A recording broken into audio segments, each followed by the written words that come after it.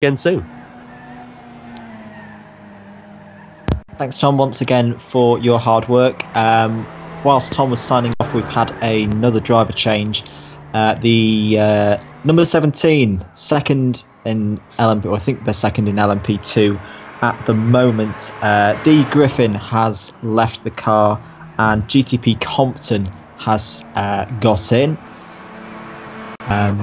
So just to check, guys, the streams that we're watching, have you currently got, here's my first attempt at the pronunciation of the Delta Wing driver, Novre, on screen right now? Yeah, I'm riding along on camera 10 with Bo Albert. For some reason I'm not able to go to... oh wait, here we go. Yeah, now riding on board with Novre.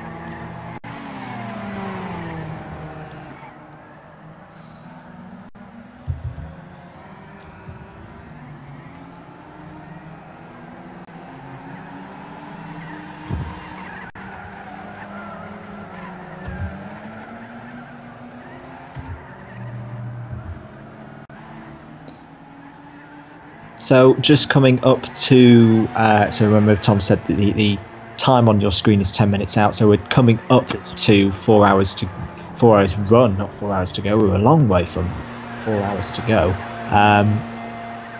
So currently on track, let's try to see where the action is, but that group that we saw quite close to each other earlier on, they seem to have split apart now, and I think we've got another...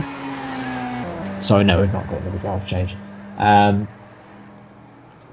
Although quite a few driver changes in the last 10 minutes or so. I'm marking them down on my little crib sheet here. So if you missed it in the last 10 minutes, we'll go from the earliest. So Hector 1 got into the GTMX e-Scuderia. That's the GT500 car, the Lexus, the number 24.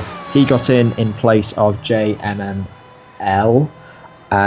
Second of the driver changes that we've seen in this little flurry, Ronno Thomas has got the Reaper Online Racing Run Mercedes, and just recently the driver change in the ABC Racing Courage C60, GTP Compton getting in place of the very fast D. Griffin.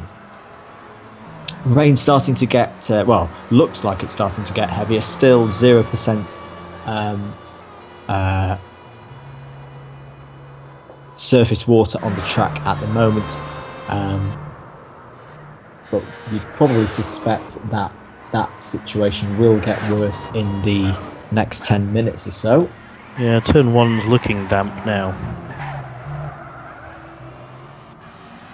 I don't know whether that's just part of Tom's psychological rain or not, but it actually looks like it's sticking around on turn 1.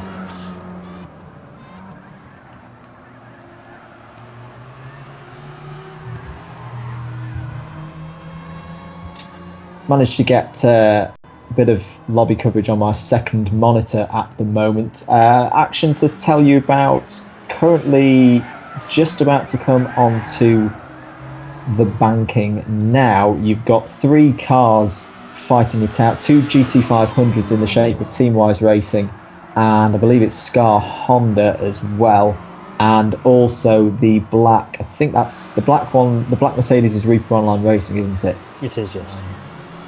So a good little battle there now for the GT500 cars as they cleared Reaper Online Racing and are going down the back straight. TWR Greco closing down Giorgio 57 at the moment.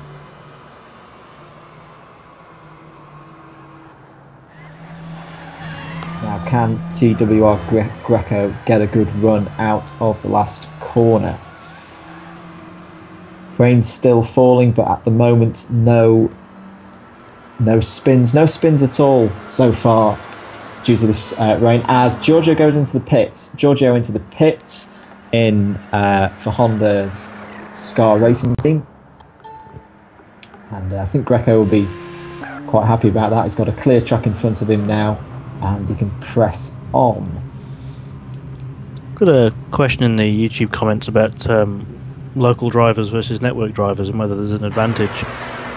There isn't. They still have to leave the lobby. It's not simply a case of they pit and jump between seats. They still have to leave the lobby. Of course, if they're using different accounts, they also have to switch accounts before rejoining. So it might be a disadvantage to be a local driver rather than a network. In fact, I think we're having a driver change on that Scar Honda as Giorgio steps out of the lobby. So we'll wait and see who joins that team in a moment. Other shout-outs for drivers out on track at the moment. A little rundown. Inferno Racing in the Inferno Racing Delta Wing. Stiggs TC, someone who's known to me from the Radio Le Mans midweek motorsport group. Do a little bit of racing with him in the past. Very good driver. He's in the red Nissan GTR. Can't quite get the number.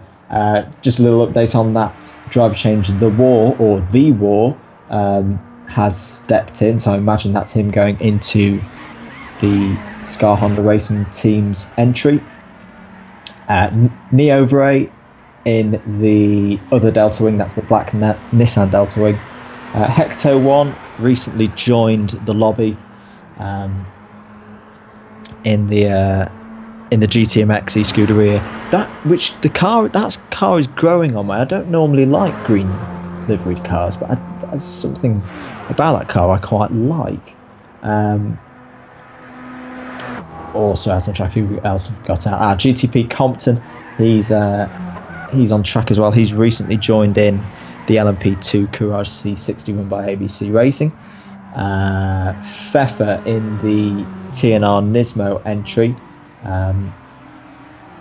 currently doing very well in the GT3 class.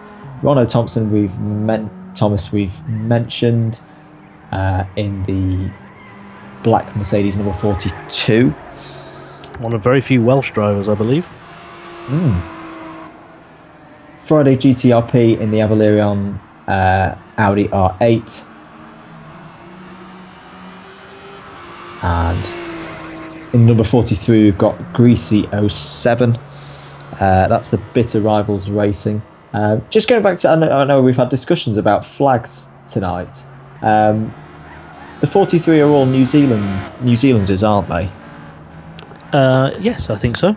Yes. I can see Tom's confusion because I could swear on my screen that's an Australian flag next to Greasy's tag. I say that because there is the Green Hell Heathens car, the Nissan GTR, the blue and white one, is out on track, but they're having some issues, I think, getting their info to AJ. Hopefully they'll get that rectified at some point soon, because at the moment it's I believe it's losing them laps. And the War is exiting the pits now, out onto the track in the number 21 white Honda machine, and that's your 12 drivers out on track at the moment. Green Hell Heathens is my team. I'm racing in GT Cup for them this year, and I did the support race earlier today. How did the support race go? I haven't seen the official results for it yet, but I think we were fourth, having started eighth. So yeah, we did reasonably well. Just to cut across you, we have a spinner coming on to is getting going again now. It's TWR Greco coming on to the banking. In fact, he's having real trouble controlling the car. Everyone did really well to avoid him. There's already been there was a great big block of cars coming through. No more drama, and the green flag is now out, but Greco having a bit of trouble there in the team-wise racing entry. Sorry, you were saying about the support race? Yeah, it was well, the lobby was created as all the lobbies are, with variable weather, but starting at 0. And as the cars were taking the line up to the grid, the heavens opened, and it went from 0% to 100% surface water in 6 minutes.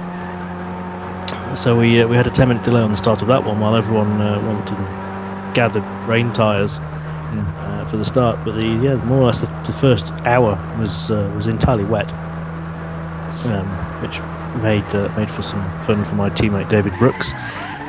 He did a great job just bringing it into the pits, and I hopped out and did my stuff in the dry, and by then we stayed out of trouble sufficiently well to end up fourth, I think. Well, we'll wait until we see the official results for that one, but it was a good race. Good. Very frantic. I don't suppose, because I haven't actually had the experience of driving around Daytona on the game in the wet. Is it different to, say, tracks that don't have a massive banking around them, or is it relatively the same? Yeah, it's not all that bad in the MX-5, because the MX-5 is very, very grippy. You can get on the power very early, you can get the brakes very, very late.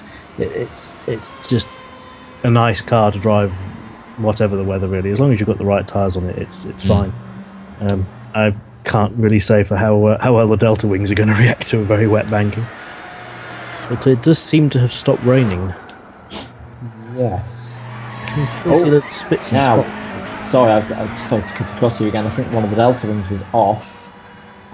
There's a shot. Yes, it was Inferno Racing were off in turn 1. Oh no, that isn't actually a surprise. They've been keeping it together throughout. So as I say, they're going again now, but a little moment there. Arguably the trickiest corner on the circuit, as you're braking and turning at the same time. And we saw in qualifying a lot of drivers, especially trying to maybe push when tyres weren't quite up to temperature, losing it through there.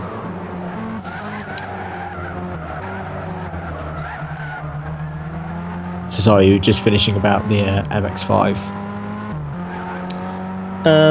Yes, no, I think I was only just saying it seems to have stopped raining, so it looks like the threat of 100% surfaces has gone for now.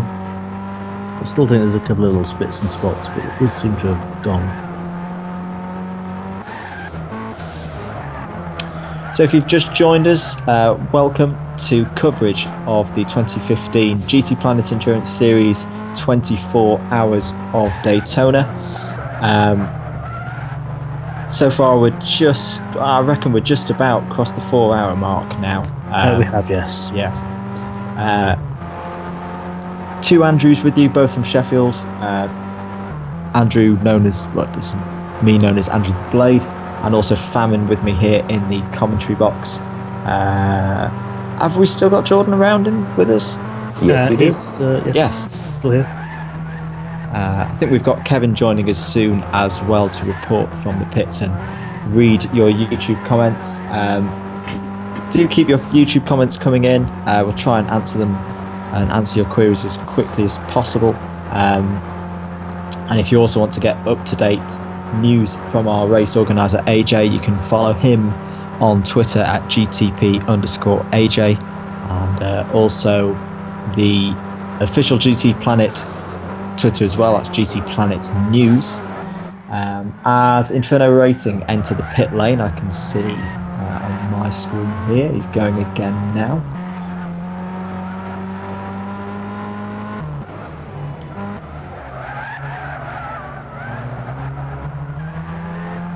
As Bo Albert 6 leaves the room, that's in the green Hell Heathens car. Inferno Racing now back out on track, brimmed full of fuel, fresh tyres on. Maybe lost a bit of performance from those tyres after that spin a couple of minutes ago. Yeah, the rain does seem to have stopped as well. So.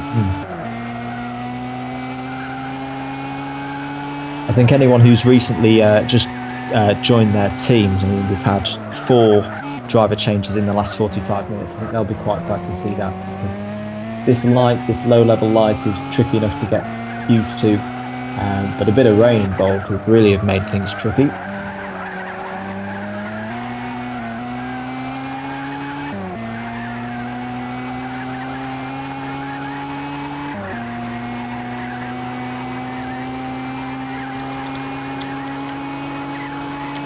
very close to the bus stop I've just seen between the Overray in the black Nissan Delta Wing and Friday GTRP in the Avalerion Audi R8. Maybe a little bit of a miscommunication there as the black Delta Wing goes around the outside of Avalerion Racing there and does that overtake fairly safely.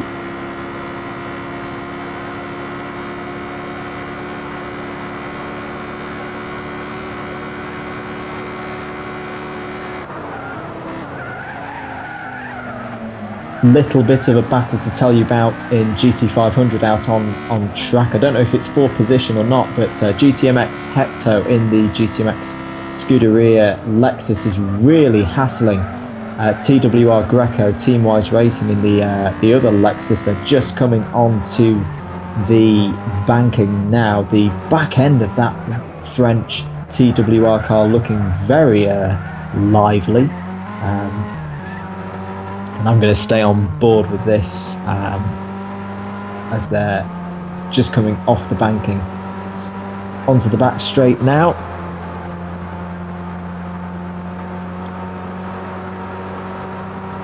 Both of these cars, as you'd expect, the teams have set them up pretty similarly with a pretty similar pace out down the straights, although TWR Greco's got a really good run out of the bus stop. He's up the inside of Teamwise Racing and would probably be favourites to take this into turn one. Well, now I could just see TWR coming back there, and good straight line speed there from Greco as he looks to be defending this position. And yes, he does. He survives for at least that lap. They are coming up on some traffic though. Stiggs TC is involved in the 3-car battle up ahead. Pfeffer as well in another one of the GT500 cars. And also, in fact, do you know what? It's GT500 Central at the moment, currently on the just coming onto the banking now. I think you've got at least, well, yeah, all 4 cars in GT500 are currently covered by, I'd say, 15 seconds out on track. I believe so, yes.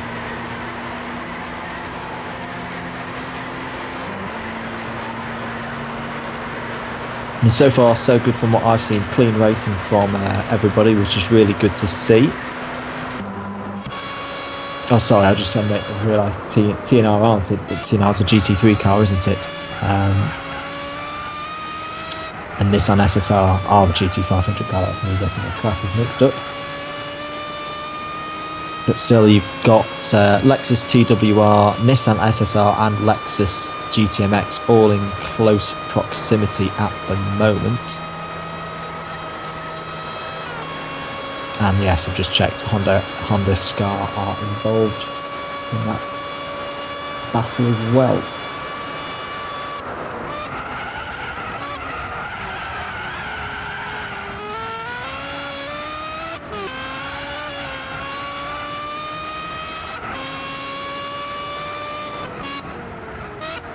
Spinner down in turn one. I'm just going to cycle through and see who it is. It was GTP Compton, so that's the driver new to the ABC Racing Courage C60. He's had a little moment through turn one. He's recovered now and is on his way again. And down in that tricky turn one again. We saw the more conventional LMP2 car quite tricky to handle down in turn one during qualifying. So GTP Compton finding the limits there.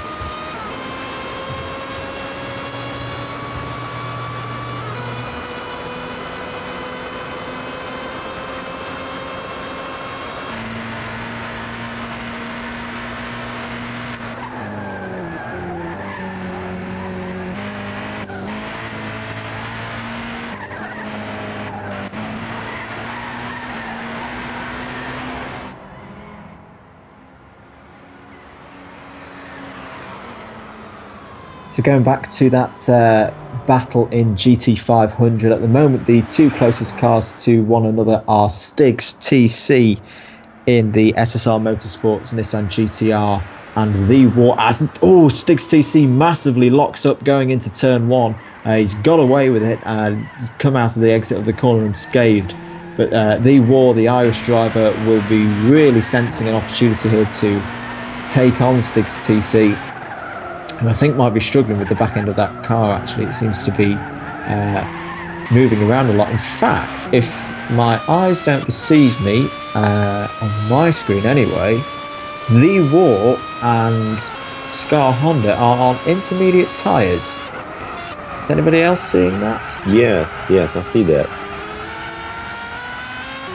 It's a very brave tyre call, and potentially is not going to be a good one for them as the rain does appear to have stopped and there's not much water on the track at all. We mentioned the other two GT500 cars earlier, a couple of minutes ago, and they are, I think, actually catching their two rivals in that class. GTMX Hector currently going round the outside of the Green Hell Heathens Nissan GTR and GT3, and Greco in the Team Wise racing car, who follows through past that Nissan now. They're not far behind, you know. They're just exiting the bus stop now, as a problem for the number 11 GTP AJ. That's our absolutely fantastic series organiser. He's told the number 11 car that they've got to come into the pits. They've had a problem, I think, with one of their driver changes, and that is, well, we think that's the leader. That's Inferno Racing in the chrome-coloured Delta Wing. So I'm not quite sure what's happened there as Greco comes into the pits. That seems a bit early to me. Maybe he's not happy with the tyres that he's currently got on the car. Don't think this will be for a driver change, as maybe it might be.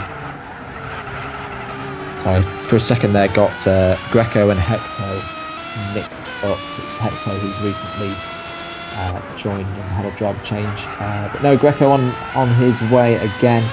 Fresh set of tyres, fueled up to the brim, and just coming out onto track now. We have a new commentator joining us. Welcome, Kevin. Hello, guys. Welcome. Hey, Kevin. I'll be in charge of the pit commenting. So if you have any great questions for us, or we are also doing some driver interviews during this endurance series. We would like any suggestions, things you would like to know from the drivers. Just ask the questions in the comments, and maybe we can add them to the interviews. Fantastic. So if you want to put those comments in the YouTube comments box, guys, that would be fantastic. The number 11, more drama. They are over the 4-hour driving limit, apparently. So quite possibly a penalty on the way there, if that's correct.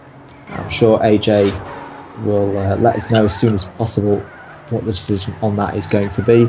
So yeah, back to those YouTube comments. Put them in the comments box on the stream. You can also message us on Twitter. You've got the GTPlanet News handle, GTP AJ, myself, Andrew the Blade. Kevin, have you got Twitter? Not yet. Not yet. No, I'm not so important, but I'll make an account tonight. So Doesn't there have to we be go. important That's to have a Twitter account. I've got one. Tells you all you need to know. as into the pits comes Inferno Racing. So there we go. They've got the message that they need to visit AJ in the pits, I suspect, for a driver change. Seems to be, yes, well, the fuel level on that car is currently quite high and the tyres are practically brand new. So obviously there's been a problem there with them missing a driver change, or they've tried to do a driver change and it's not worked.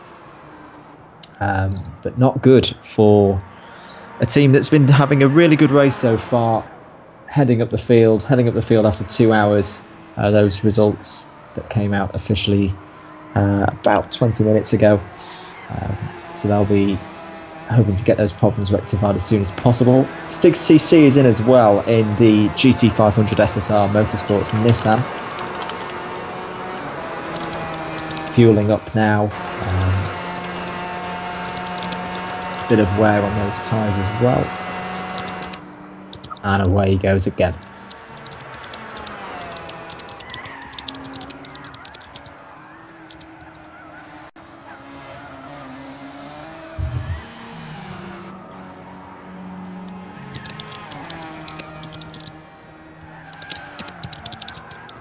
So on screen at the moment we've got GTP Compton, who had a little spin earlier, had a little moment about 10 minutes ago. It seems to be running well now in the number 17 Peugeot powered Courage C60. Greasio 7 up ahead of him in the Bitter Rivals Racing Mercedes, looked like he was a little bit locked up through there and having a bit of trouble through the hairpin. Tricky infield here. It's quite strange that you go from the wide expanse of the banking down to I don't think it's any narrower than a normal race circuit, but once you've come off that banking it does feel really narrow at times, especially if you've got 2 or 3 cars battling around. But it looked like the C60 was about to lap the number 43 Mercedes, as out of the pits comes Inferno Racing, I believe. That can't be good.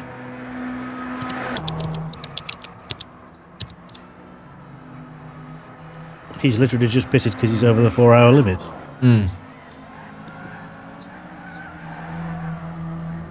That's one for the stewards, I think. Yes. I think we'll hear more about that in an extremely short amount of time. Yeah. Spinner down in turn 1. It's Greasio 7 in the we've just been mentioning them, haven't we? It's the Bitter Rivals Racing bright yellow Mercedes. Once again, turn 1 claims another victim. I think he's going again now. But another moment there for the number 40, 43, 42. Getting my numbers mixed up. And he's had another moment coming out of the second hairpin. I think a little bit of a moment there with TNR Nismo and their driver Pfeffer. I'm not sure if there was contact there. I was on board with Stiggs TC at the time. Yeah, it looks like there was a bit of door-to-door, but it's Pfeffer had absolutely nowhere to go. Yes. Drivers may not be aware that with the lobby settings set to grip reduction, if you leave the track limit as real, it takes a couple of corners or quite a few bits of straight to get the muck off your tyres. Otherwise you may well fall off the circuit again, and it seems to have been exactly what Greasio 7's just done. Yeah, I'm just seeing it again on I think my stream on my laptop anyway is a couple of seconds behind, which normally isn't so great for keeping track of what's happening live, but in situations like that it's alright because it means I basically get a action replay of the action. So Greasio 7 recovered now and on his way again, maybe a little bit shaken, and Pfeffer didn't come off too badly in that. It's not like both cars have been taken out, so they'll carry it on their way again nicely. GTP Dean asks a question. What are the rules for the tire changes? Is there a minimum number of changes needed? No. Well, pretty much covers it. Drivers must visit the pits at least once every 65 minutes, but there's no requirement for them to change tyre types or grades, or even at all. Okay. But, they have to visit the pits once every 65 minutes as a minimum. That means if a 65th minute elapses while they're still on the circuit, they've actually broken that rule. They need to visit the pits every 65th minute. Okay. Penalty news for the number 11 for the over 4 hours box time. Oh, the actual penalty just left my screen. I didn't quite catch it. But not good news. Not good news for all for the number 11 Inferno Racing team. Whilst we've been answering those questions, we've had the two cars that collided about a lap ago in the pits and now out of the pits. So that's number 43 Bitter Rivals Racing Mercedes and Fefa in the TNR Nismo. So maybe there was a bit more damage than we thought. Although Greasy 07 has significantly ridden the guardrails on his way out of the pits, and I think he might have picked up some more damage. For those who don't know, we're using the narrower left-hand pit lane rather than the automatic one that the game will spit you out of, because the game will, if you let the autopilot take you out, it will spit you out onto the track in the braking zone for turn 1 in the path of the fastest cars at the fastest point of the circuit. So we use the narrow pit lane, which you have to drive down manually, and it keeps you safe from the faster cars until turn 2. As we've been seeing, turn 1's difficult enough at the moment without slow cars doing about 50 miles an hour spitting out ahead of you. So, a bit more news on Inferno Racing. They've come into the pits for their pit stop, their penalty pit stop, and they've been told by AJ they've got to stay there until 4 hours, 33 minutes and 10 seconds, which by my reckoning is just under 2.5 minutes from now. So that's quite a sizable penalty, but the rules are the rules, and Inferno Racing have fallen foul of them. So we won't be able to tell you officially whether this is going to have an effect on the race standings, but I suspect, considering how close it's been, it probably will. And the likes of Teamwise Racing in the Lexus and GT500 and ABC Racing won't wish ill on Inferno Racing, but they will quite gladly take advantage of that penalty for the number 11.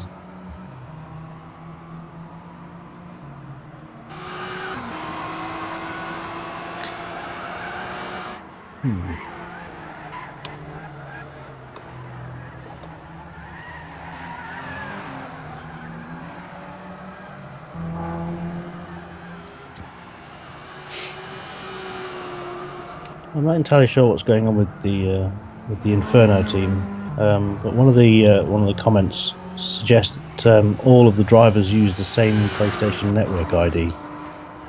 Yes, I have noticed that, as they are just about going again. They are going again. Not quite sure what the provision is for that in the rules. I'm going to have to look that up. Maybe they have to submit like a Vine or something of them doing a driver change. But they are going again now. They're back out on track. AJ's given them permission to go out and race again. They'll try and gain back some of the time that they've lost.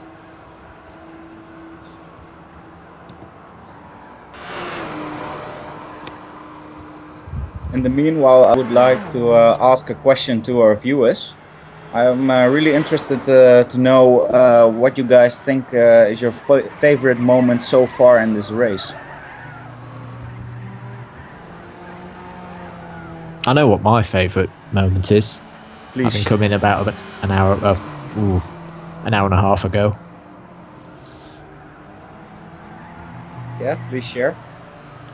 Tom's Murray Walker impression with the trees. I still don't feel like I've consumed that. If Tom's still watching, thank you very much for all your hard work. I know the half an hour or up to an hour that I listened to was absolutely fantastic work again. Yes, I think... Oh, have we had a driver change? No, it's still... I saw Fefa had left the lobby in the TNR Nismo and he's now back in again and back out on track. So I'm not quite sure what's been going on there.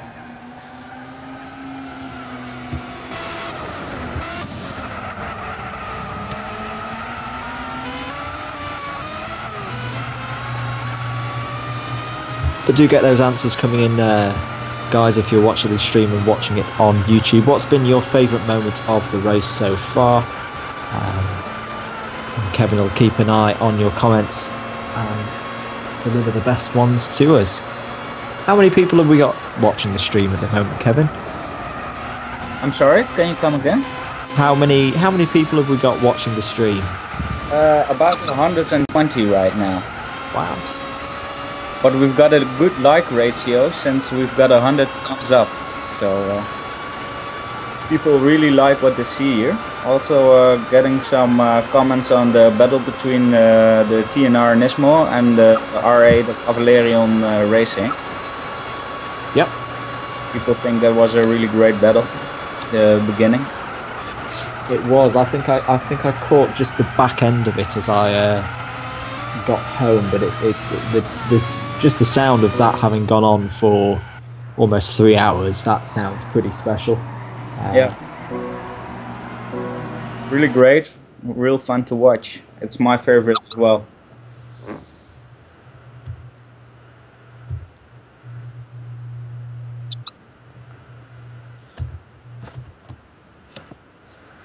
So in the comms box, I think we're having a change over. I think Jordan's left us for tonight. Thank you very much, Jordan, for all your hard work and some great work on the cameras. And Passam's going to be joining us, so we'll let him get up to speed and hopefully he'll be able to join us in the comms box soon. Out on track, all pretty quiet at the moment. As I'm looking on my monitor here, we've got, let's see if that GT500 battle is still raging on. GTMX just coming through turn 1 now, and they've got, who's that right behind them? It's Friday GTRP in the Avalerion Racing. So where have Team Wise Racing gone? They're currently on the back straight, so either someone's had a spin that I've not noticed or there's been a pit stop. That battle's broken up for now. The other two cars in GT500, Stigs TC currently coming up to the back of a really big train of traffic. This is where the action is, going through Sector 1 at the moment. Stigs TC in the Nissan with a group of... Ooh, someone gets very out of shape on the exit of the hairpin in the first bit of the infield. It's Neovere in the black Delta Wing. He's got The War ahead of him. Bitter Rivals Racing as well. As I think it's Greasy 07 again, who's having a very eventful stint at the moment. Gets out of the way of The War, and he'll have the black Delta Wing on him very shortly. Also in that battle that we've talked about, we've got the number 45 Green Hell Heathens there in this mix as well. Stigs TC now joining the back of it.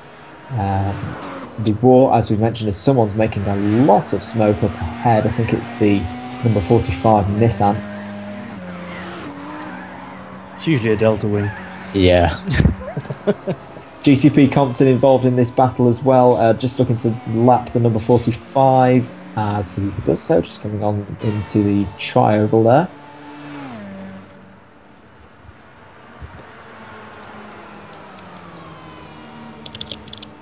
Blue flags for the number 43. I think that's Bitter on. Yes, that is Bitter Rivals Racing. A lot of cars in the pits at the moment. We've got 3 cars in the pits. Ronno Thomas is in the pits. Friday GTRP is in the pits. And just coming out of the pits is GTMX Hecto 1. So a bit of activity there. No driver changes. But just new tyres, fresh fuel for those cars, and they're all back underway.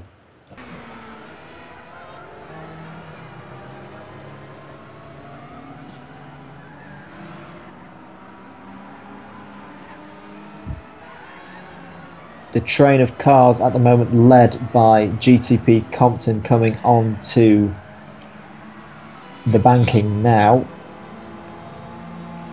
It's still pretty much 5 cars big at the moment. N64, the stick. It's just about breaking up now. Oh, there's a little bit of contact possibly between the number 45 and the black Delta Wing driven by Neobre, and Stig's TC comes flying through as well. It's very sideways through the bus stop. Very sideways through the bus stop, just about manages to hold on to it. But a bit of a moment there for Stig's TC in the red Nissan GTR, the GT500 spec. He did really well to hold on to that. I just wonder if he's seen that Nissan Delta Wing and thought this might be for position, because the LMP2s and the GT500 seem to be running a little bit closer together than we saw at times during qualifying.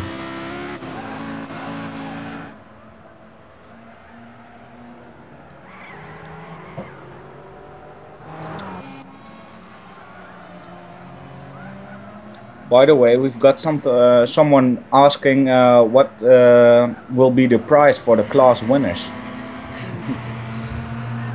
Very many points. And pride. An honor. An honor.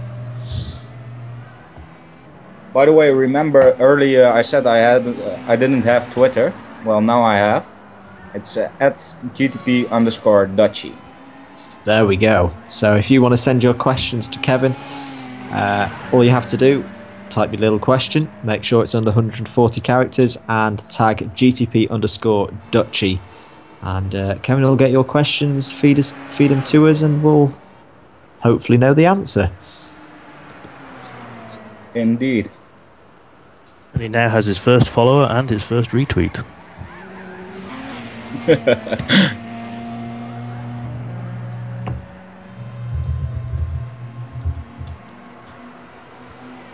So the pack of cars that we saw running around for a couple of laps has broken up, but what has come out of it is a bit of a nice battle here between GTP Compton in the number 17 ABC Racing Courage and Scar Honda Racing. Oh, as Scar Honda Racing's driver gets very close to the back of Compton going through turn 1. But this could be something to keep our eye on, as I think this could get quite tasty.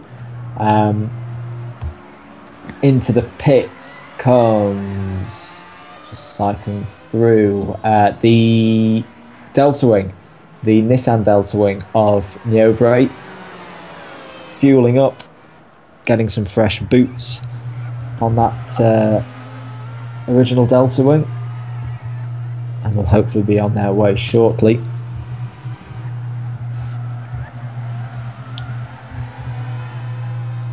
And away he goes again. So fairly routine pit stop there for the Nissan Delta Wing, recovering from a bit of a tricky start to this race. So if you were with us for the race earlier when Tom was commentating, quite a bit of action on the first laps, and then a penalty as well, which earlier in the race put them a fair bit back from their competitors, and I believe they're still recovering. We've got Avaliron Racing to deal with as they've exited the pits. Oh, as Neobre gets really out of shape coming through the kink in the middle of the infield, just about holds it. The driver's getting a few little mistakes coming out at the moment. I just wonder if a couple of drivers are getting a bit tired out there. Also a great fight between the Scar Honda R and the ABC Racing Courage Peugeot. The GT500s and the LMP P2s taking it down right here. Yeah, so it's the War, the Irish driver in Scar Honda Racing's car, and GTP Compton, who stepped into that car about 45 minutes ago. So they're still locking horns, and at the moment it's still GTP Compton leading from the War in the Honda HSV. Clean racing from both drivers there, always good to see.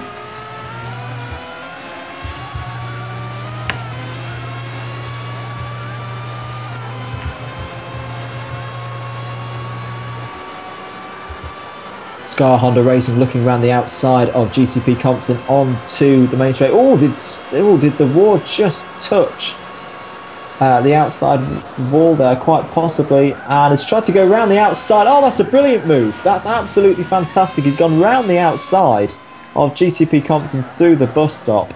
The GTP Compton will have been quite surprised by that because it looked like he had a good inside defensive line. But the War has pulled off an absolute blinder there, round the outside. Beautiful move. As GTP Compton hits the wall on the outside coming into the main straight. I just took my eye off the screen there just to see the end of that happening. Not quite sure what's going on there. We've got another question from our viewers. Yep. What is the fastest lap on track so far? Ooh, good question. Not one that I know because I haven't been here the whole way through. I can tell you what the fastest lap recently has been. Currently the fastest driver out on track is Hecto in the GTMX Lexus with a 1:39.183.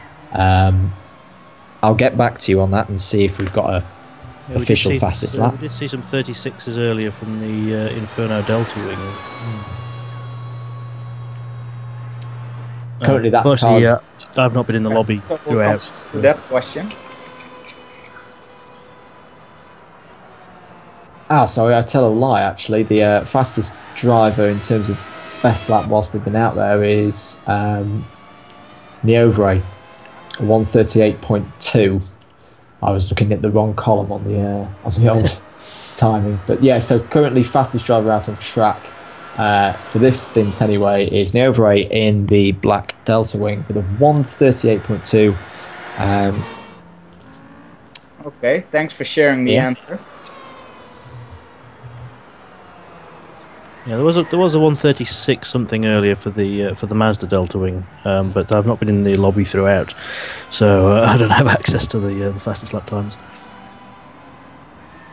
Pit stop for Friday GTRP and Avaliron Racing. No driver change, just a little bit of fuel and tyres as well, and they're back underway.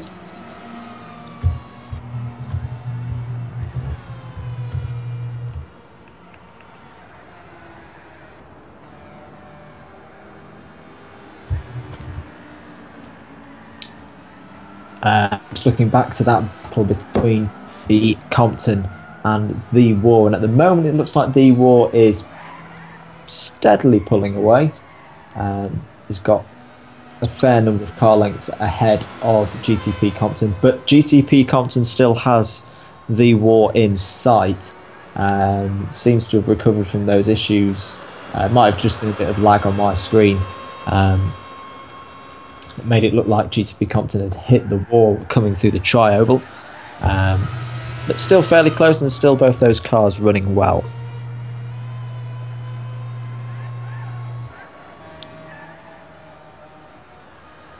Yeah, it's worth noting, if you look at the driver rankings, that the War is one of the gold drivers, and I think GTP Compton is one of us bronzes. Ah, so he's fairly new to this. Yes, I think he does have some registered time, but yes, he's one of the bronzes, like me. And he's in the pits. In the pits now, just fueling up and getting some fresh tyres. So unfortunately for us, that means the end of that little battle with Scar Honda Racing. But yeah, good entertainment there from those two drivers, and clean driving and a brilliant overtake from the War. Have you got the... actually, I might have the entry listed up in front of me. See what the War's driver rating is. Oh, he's a gold. Yeah, he's gold. He's got quite a lot of time under his belt, a couple of podiums, and a win from last year. Well, even more fair play to GTP Compton for holding him back for at least 2 laps, probably 3 or 4. That was some really good driving from both drivers, and with that kind of driving, I've no doubt we'll see GTP Compton moving up from a bronze quite shortly.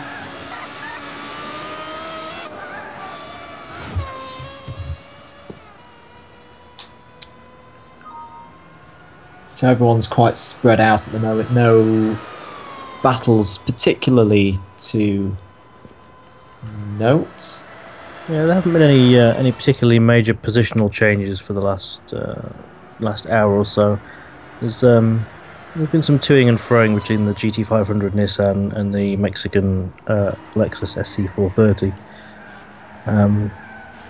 Yeah, everyone's largely holding station. Well, we've got another viewer question. Miles Prower is asking what do we expect for Gran Turismo 7 and what our wish list of cars and tracks are. Well, I'm contractually obligated not to answer that question on the grounds that anything I say will be taken as evidence that GTPlanet says that this is in GT7. Ah. Okay. Well, there we have an answer. Am I contractually obliged to? No, I think you're fine. Yeah, I'm new to all of this, so I guess for expectations, I'm not quite sure. I know what I'd like to be in there. Personally, I'd like a bit more variation. I mean, I think it's great that a company like Nissan have put so much time and effort into getting their brand on the game, and so many Nissan cars on the game. And for Nissan fans, that must be fantastic. Personally, I haven't got anything against Nissan. In fact, I'm really keen to see how they do with their LMP1 effort in the coming years. But similar kind of attention from the game to different brands. So I know there's certain cars, and I'm not even going to pretend that the company I work for, a lot of their current cars aren't on the game. So quite regularly, I'm questioning why is a Jaguar F-Type? Jaguar F-Type is not on the game as far as I'm aware. I mean, I haven't played it properly in a couple of months, and unless they've put it up in a recent update. The Jaguar made a bit of, as Tom would say, a fisticuffs when they signed a contract with Microsoft for in-car entertainment. They signed an exclusivity agreement with Forza Motorsports. Right. It was very brief, but it's evidenced by the fact that the XFR is only in as a standard ported over from GT PSP, rather than a premium car. So I'm not sure what the relationship is between Jaguar and Polyphony is at the moment, but that didn't go too well. Fair enough. That's news to me. I would like to see in GT7 more of the DTM cars and British Touring Car Championships. I also think that having a few more liveries of every car in a championship. So we on this side, for example, can better emulate a series without the cars being doubled up in them. So we've got more liveries to make it more exciting and more like the real thing. And another thing I would like for tracks is I would like Interlagos, but I would also like Imola to be in it. Yeah, Imola on the game would be fantastic. I really enjoyed on getting on F1 2013 that racetrack back, but I don't know whether that game properly did it justice. So I'm pretty sure the guys at Polyphony would be able to do a good job on that one. Bit of news for the number 21 car. We've been talking about them quite a bit recently after some great driving from The War, but they've had a penalty for driver stint limits and are in the pits now. Not quite sure how long. Well, I was going to say, not sure how long the penalty is going to be, and as I say that, they get going again. So penalty there for Scar Honda Racing, the number 21 in GT500. Going again now. Not as, I don't think that was as strong a penalty as what Inferno Racing had, but once again another team falling foul of the rules, and that'll put them back again as they have a little bit of trouble actually getting out of the pits. They touched the guardrail on the outside there. Yellow in sector 2. Not quite sure what that's for. It might be Greasy 07. Greasy 07's coming onto the banking now, and I think I just saw him recovering and looking a bit slow on the mini-map. As we come up to 7 o'clock local time. Oh, as Greasy has a massive moment coming along the banking. He's gone completely, not just 360, almost 480 degrees. I'm not quite sure what happened there, but just the back end of the car snapped away from him. Really scary spin there. Thankfully, no one was sharing the track with him at the time. So likely to have been afters from his previous off. It takes a couple of corners to get grime off your tyres. Oh yes, we saw that before with the collision with the TNR Nismo machine. Let's go in the banking. It really does let go.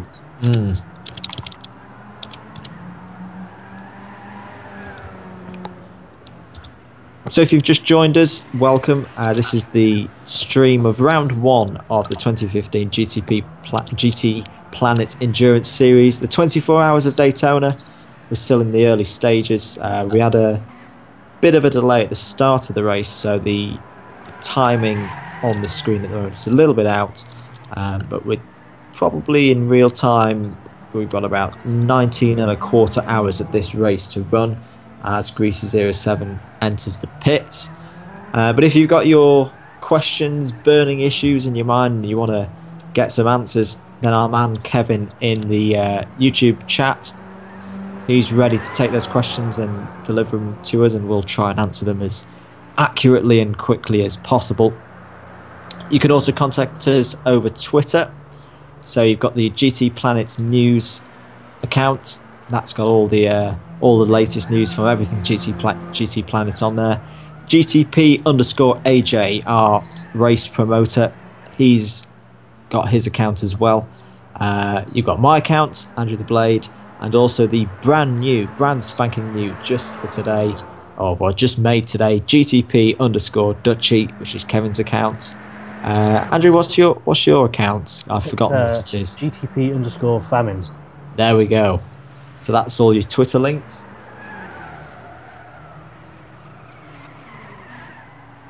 No driver changes recently, am I right in saying that? It all seems to have gone quite quiet on that front. Cliff on YouTube asks what would warrant a safety car in this race. There would have to be a large enough crash between a sufficient number of vehicles, say 3-ish, in a slow enough corner to block the track for incoming vehicles to make for an even bigger collision.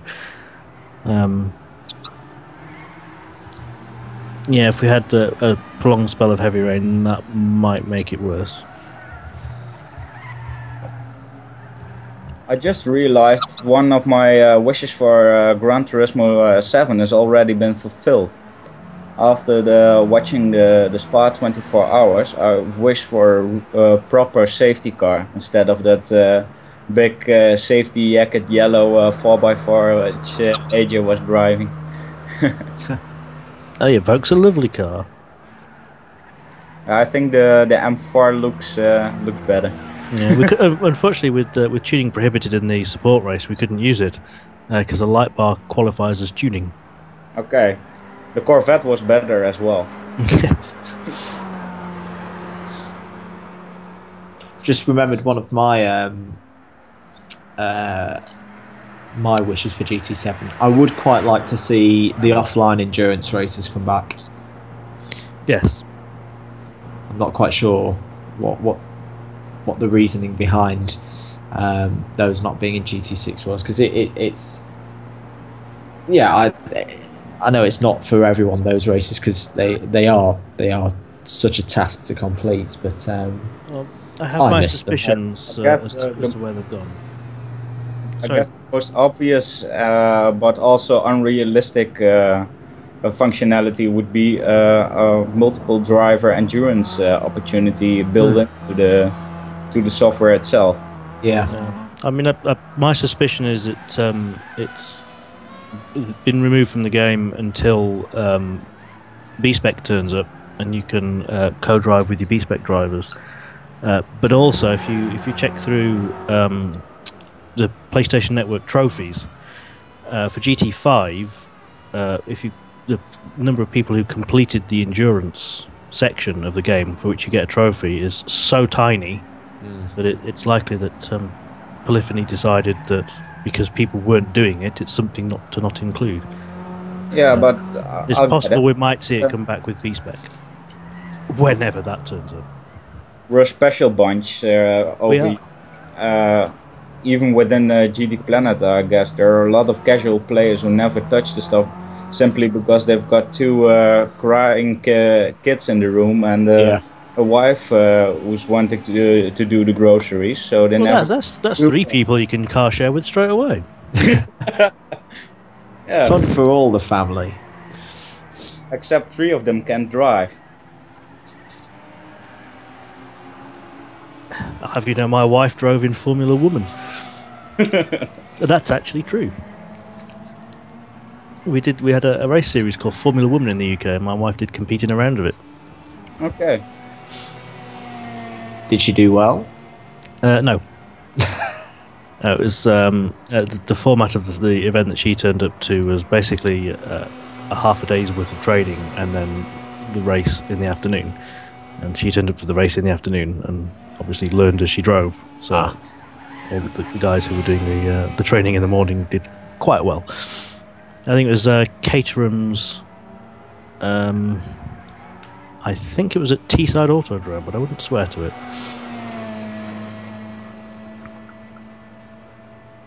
So track I've driven, Teesside Autodrome. So I've not been around it yet, but I'm supposed to be taking a car around it to do a comparison with Gran Turismo, but I haven't got around to booking it yet. Just as I mentioned, we'll get back to my Teesside stories, but TWR, Teamwise Racing, were off track a couple of minutes ago in the first hairpin in the infield. So what's that? Turn 2, because I don't count that little kink after turn 1. And yeah, the hairpin is turn 3. So we're calling it turn 3. Yeah, not sure what was happening. It almost seemed like the car had a mechanical fault the way he pulled off the track and then got going again. As I look back to my monitor and guess which car is off and in the wall. Is it a Delta Wing? No, it's yellow. It's the Bitter Rivals Mercedes again, off in turn unusual. 1. I've not seen many crashes from them at all so far. But Greasy's going again now. Another casualty in turn 1 under braking. So they're going again now. As into the pits comes the war in the Scar Honda Racing number 21 machine. Fueling up. We've talked about the bug with the damage showing on spectator mode when it's not actually there. Yep. I think the same accounts to tyres, because apparently, according to my screen, they're still running with intermediates. Yes, it does. Yes. Just in case anyone was confused about that. So yeah, Teesside Autodrome. The War has a bit of trouble keeping in the pit lane exit. He's just about saved it, but he did cross the lines. AJ might want to look at that again. But yeah, Teesside Autodrome, track that I've driven, not in a car, but in a go-kart. Yes, it's the longest outdoor kart track in Britain. Yep, I think it might even be the longest in Europe if you run the whole thing, as they do for the 24-hour race that they hold up there. But very bumpy track, very bumpy. I took part in a 24-hour race for the first time last June, and actually had to adapt my line for later stints because my fastest line, or normal line if I was, say, competing in a sprint race, was battering me up so much that I just couldn't take it anymore. But yeah, good track nonetheless, and quite a challenge. AJ has indeed spotted the pit lane exit infringement from the number 21. Just a warning this time, because the ward did recover it and didn't just go out into the track. He did pull it back into the pit lane exit. So fair warning there, I'd say, from AJ. There's a bit more pit lane action to tell you about. We'll just cycle through cameras on my screen. It's Greasy in the Bitter Rivals Racing number 43, and he's going again now. As hits the guardrail a little bit on my screen, and out onto track again now.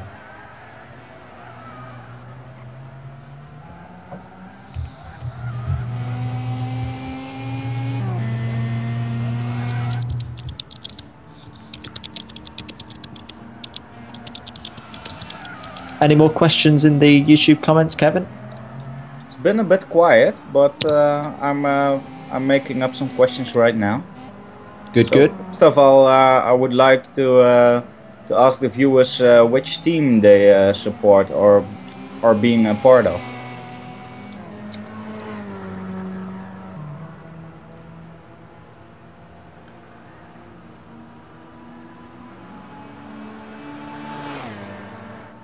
So later on during the broadcasts, we have some driver interviews. The one after our first broadcast session will be the interview I had with Bart, aka GTPlanet, and Jordan, the creator and founder of GTPlanet. And we had a discussion about how GTPlanet was founded, and about the endurance races. Some really good stuff and a good insight in the kitchen of GTPlanet. So I could definitely recommend watching that. It's an interview of 2 hours full of useful information, I would guess. I learned a lot, so I can definitely recommend all the viewers staying up to watch that one. Also, I had in the second part of the broadcast, there will be an interview with David Griffin, one of last year's GT Academy finalists in the USA. And we had a good talk about the GT Academy experience. So if you're interested in his opinion about the GT Academy, stay tuned. Do we know what time those are going to be broadcast, Kevin? The first one I do. I'll have to look it up for you, but it's I think it's about 2 UTC, but I'll come back to answer that question. The part with David Griffin will be during this Sundays, and I don't have a time for a precise time of when it's going to be aired. But it's probably in the morning.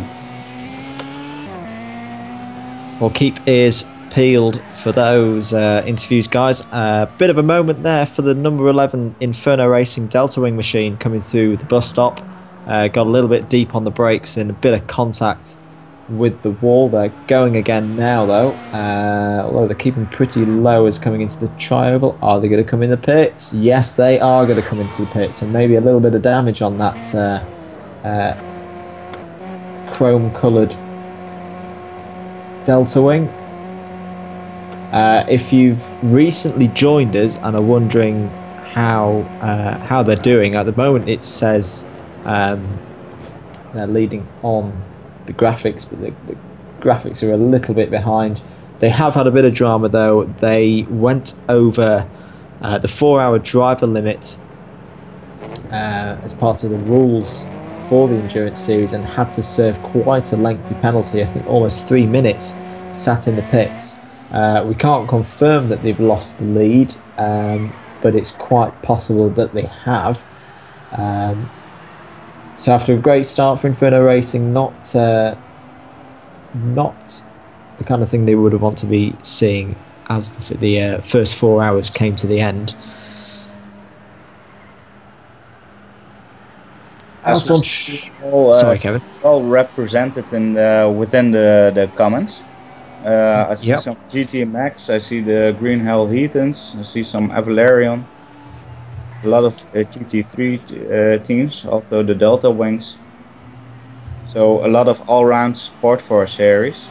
Also an Aura Racing fan right here. I also would like to come back on the time of the broadcast of the driver interviews.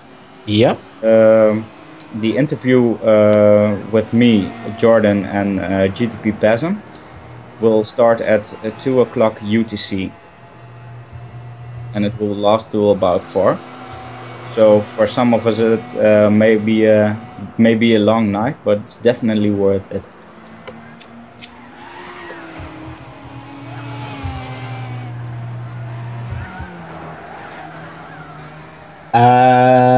Little bit of news, guys.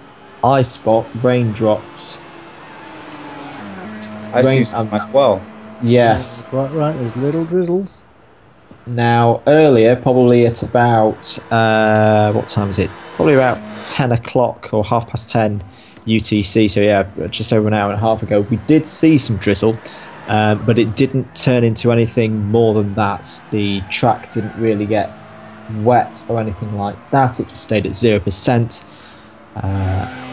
So let's see if that happens again, or let's see if we get something similar to what we had happen in the support race before the main event started, where the heavens absolutely opened in what I guess was a typical Floridian 3 o'clock local time downpour. Yeah, it was somebody who just picked up the entire water contents of Daytona Beach and liberally sprinkled it over the circuit for an hour. Bit of pit stop action. Pfeffer in the TNR Nismo, the GTR in GT3. Doesn't seem like any drama. He's back on his way, fueled up with a fresh set of tyres, and he's got Greco in the Teamwise Racing GT500 ahead of him out on track. Oh, as there's a spinner in the in turn 3, it's the number 45 machine, driven by the Stig 007. I don't think that was due to the rain. It's still saying 0%. He did have a car alongside him at the time, but without access to the video, I wouldn't know if it was contact mediated or not. I was looking away at the time. At the moment, the number 45 machine has the GTMX machine driven by Hecto right up behind, and Hecto's going to go for a manoeuvre around the outside, which he completes quite nicely. There is another car there behind them though, and it's the War in the Scar Honda Racing, so we could have a potential GT500 battle again. The GT500 served up some brilliant entertainment for us in the last hour or so, so we'll see how that goes. I'd say that Chrome Delta Wing looks really nice under the floodlights at night. It does, yeah. I've never really been sure about the Chrome when it was on the Delta Wing, but you're right. In these kind of conditions, it really does. It almost looks black in places when you've got the shadows casting on it, and then dark grey, and then the paint job on the Delta Wing, but more of the shape of the Delta Wing itself. Yes. I find that very difficult to comprehend. And in saying that, he's just been passed by the Courage C60 of Compton. Yeah.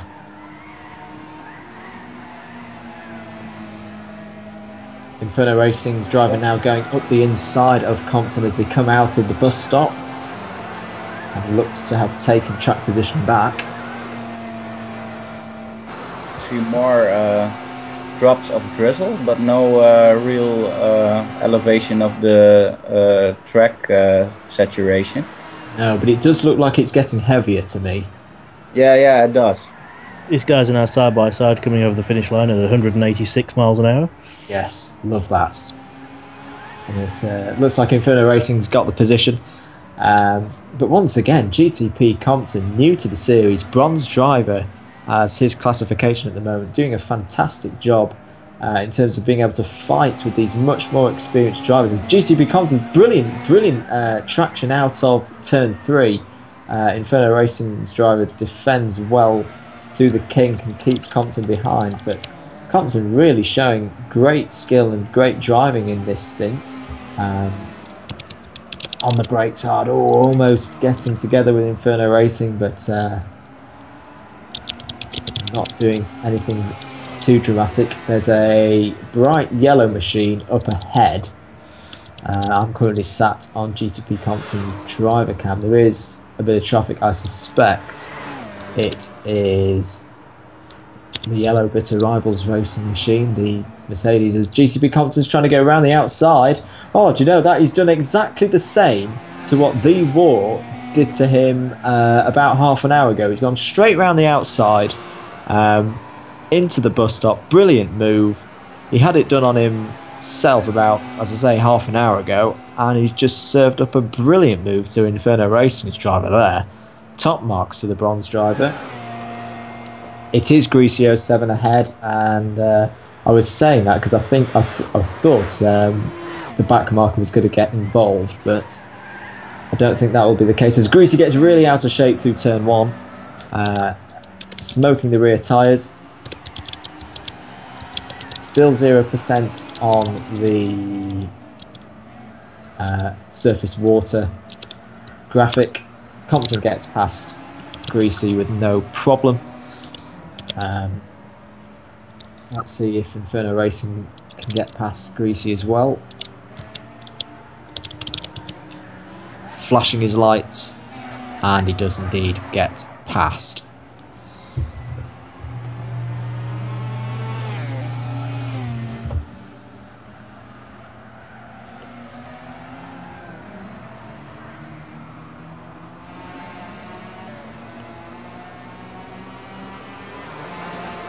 So it's 12:15 UTC. Can't quite believe where the last 2 hours have gone. They seem to have flown by. But we've just, by my calculations, completed the 5th hour.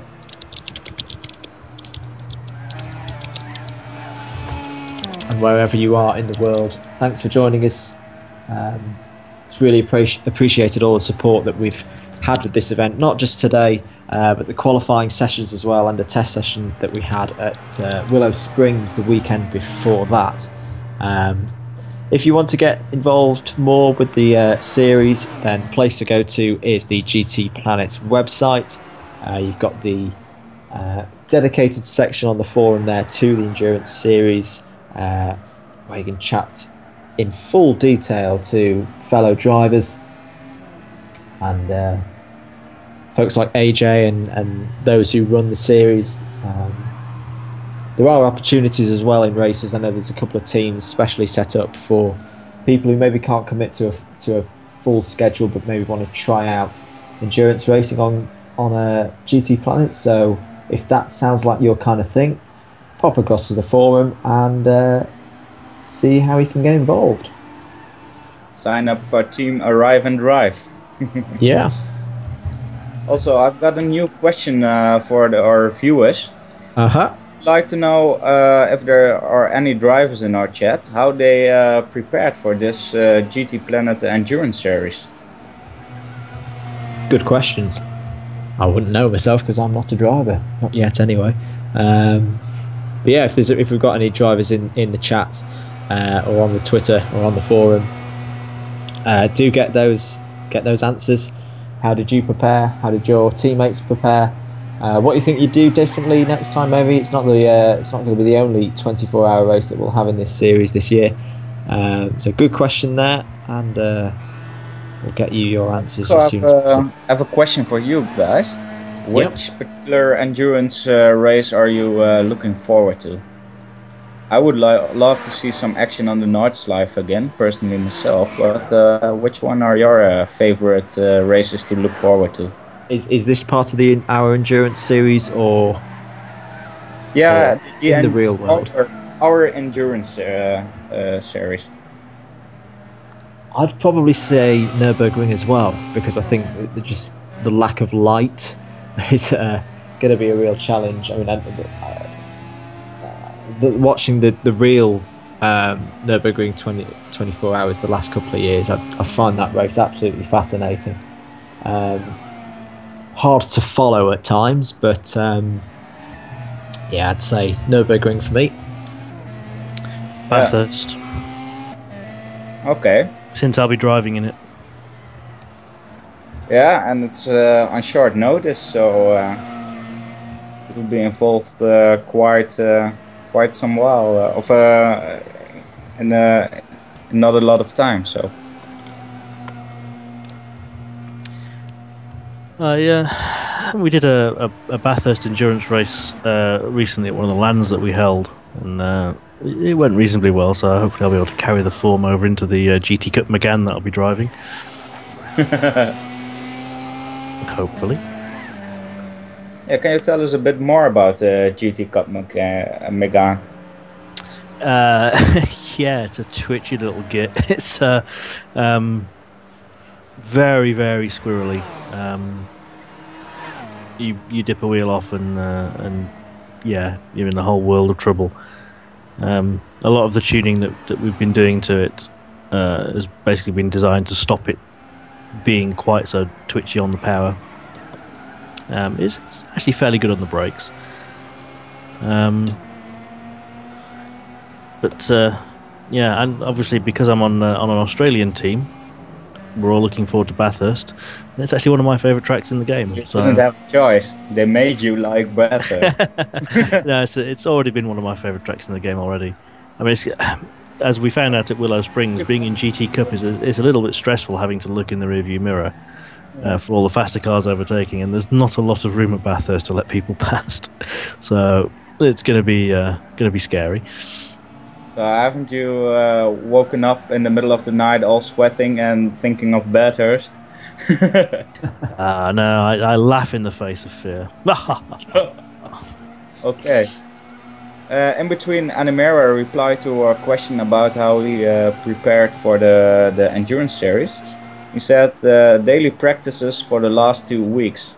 So definitely a lot of commitment from his side. We'll see if I can catch some more drivers in the chat. Just whilst you're searching for more responses, bit of penalty news. Number 17's GTP Compton, he's been having loads of great fun out on track and competing against his fellow drivers, so much so that he's gone over one of his time limits. So he's been in the pits for probably the last 60 seconds, held in the pits for that infringement. Yeah, it's the bit of a shame, but he's going again now. Yeah, all drivers must not exceed 65 minutes out of the pit.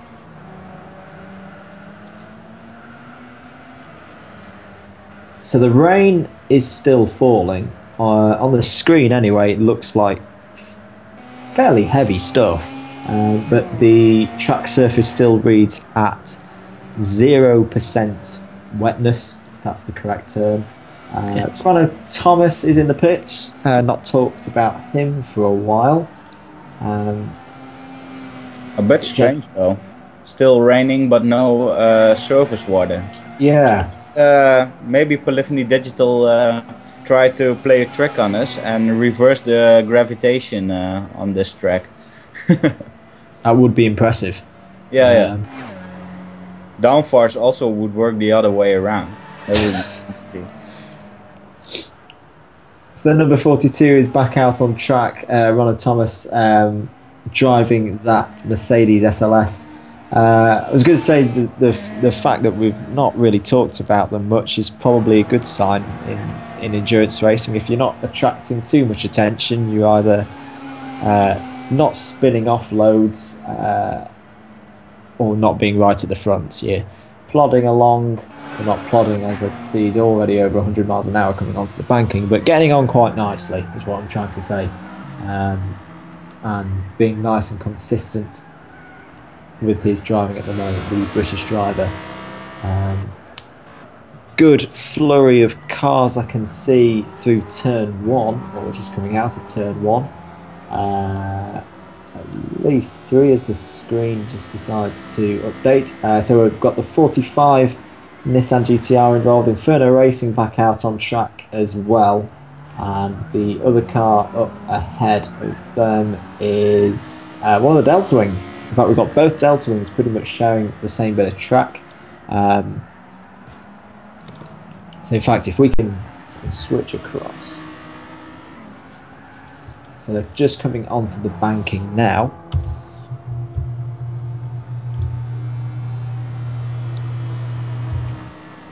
And see how these two different Delta Wings match up against one another.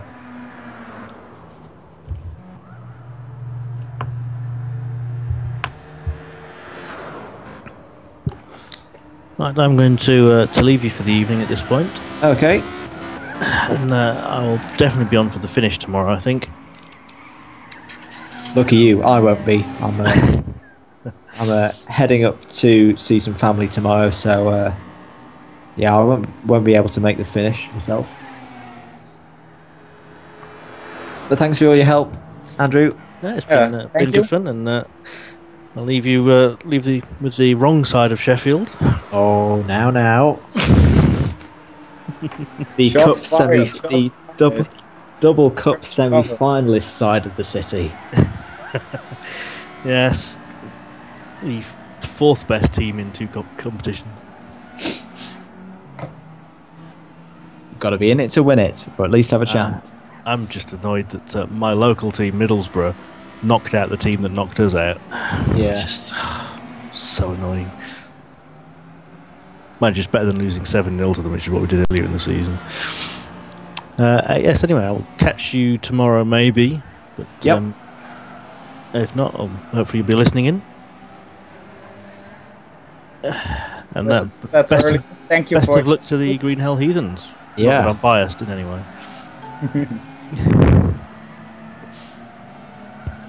So there we go. Thanks a lot again to Andrew, also known as Famine on GTPlanet. Great work from him, and Tom earlier in the evening as well. So if you've just joined us recently and are wondering who on earth's speaking on this stream, you've got me, Andrew. I'm just a member on the GTPlanet forum. Decidedly average gamer as well, and we've got Kevin as well, who's keeping an eye out on all of your YouTube comments and tweets. So if you've got a burning question, put it in the YouTube chat's probably the best place for it. Yeah, we've got a question. Yeah. From Evolution Autosports. Does anyone know the gap between the number 44 and the number 33? Which is the Avalarion Racing Team and YouTube TNR Nismo. At 2 hours, well, the last official set of results we had, which was at 2 hours into the race, the gap was, I remember this was after 2 hours, 3.8 seconds. Yeah. As Avalarion Racing are actually in the pits at the moment, so this will actually be quite good to see in terms of just sheer where they are on track to one another. TNR Nismo are currently just coming onto the banking, on the back of the banking, as approaching the bus stop, and Avalarion Racing are leaving the pits. Yes. So the last times not quite representative, but the race is long, so maybe we'll catch them running together again. A great battle in the first part of the race. Clashed multiple times with different pit strategies. We saw a lot of battling and good racing going on there. Yeah, it's a shame I missed that. It's a 3.8, what was it, 3.8 seconds after 2 hours. That sounds pretty intense. Driver change to tell you about for Teamwise Racing, and Greco has left that car and in steps Seb72. So I'll note that down on my crib sheet. Came on track 12:30. So driver change there. First driver change we've seen in a while, actually.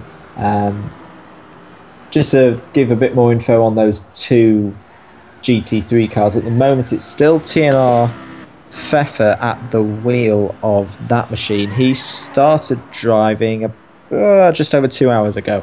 According to what I wrote down, he joined the track at 10:25 UTC, and it's the Audi R8 of Avalerian Racing, driven by Friday GTRP, coming towards the finish, the start-finish line.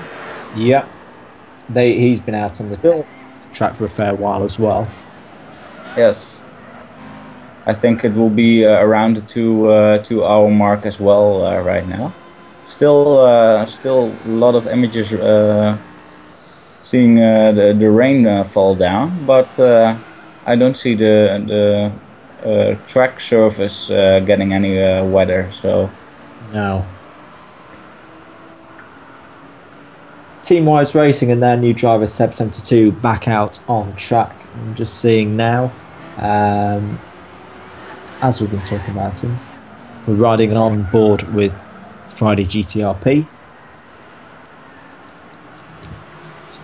Oh, running very, very wide. I'm seeing on my delayed bit of stream that's coming through the kink in the infield.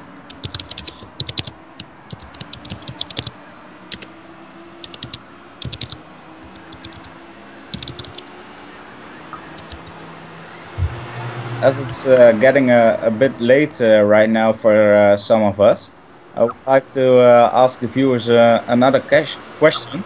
Can you? Oh, I think we've just lost Kevin there. Not quite sure what's happened. Or maybe I've disappeared, who knows. Let me just figure out what's happened here.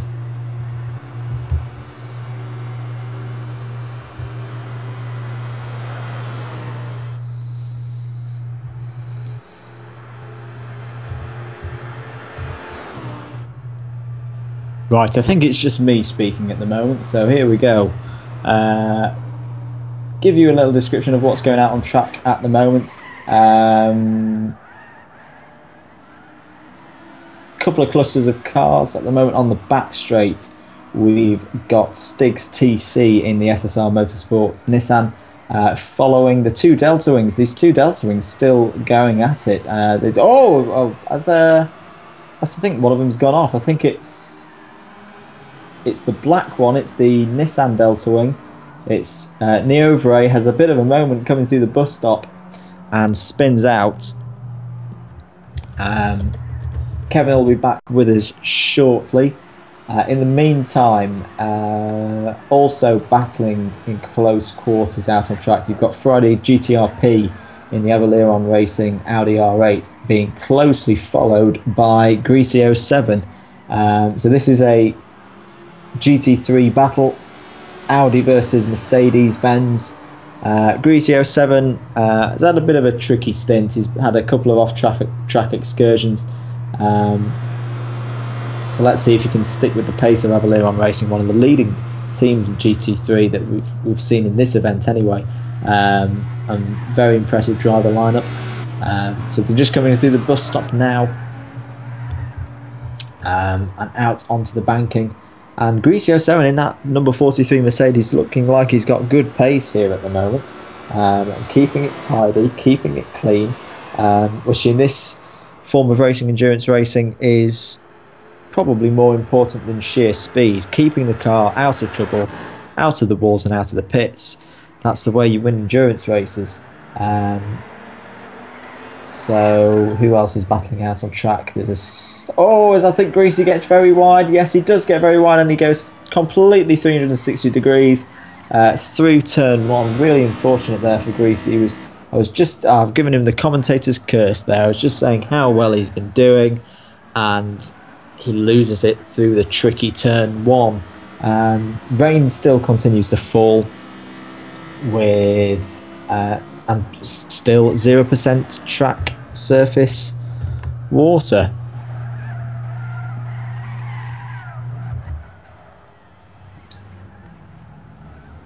So if you've just joined us, hello, my name is Andrew and you're listening to live coverage of the 24 Hours of Daytona, first round of the 2015 GTP Planet Endurance Series. And we're just about, we've got just over 18 and a half hours to go. We had a little bit of a delayed start.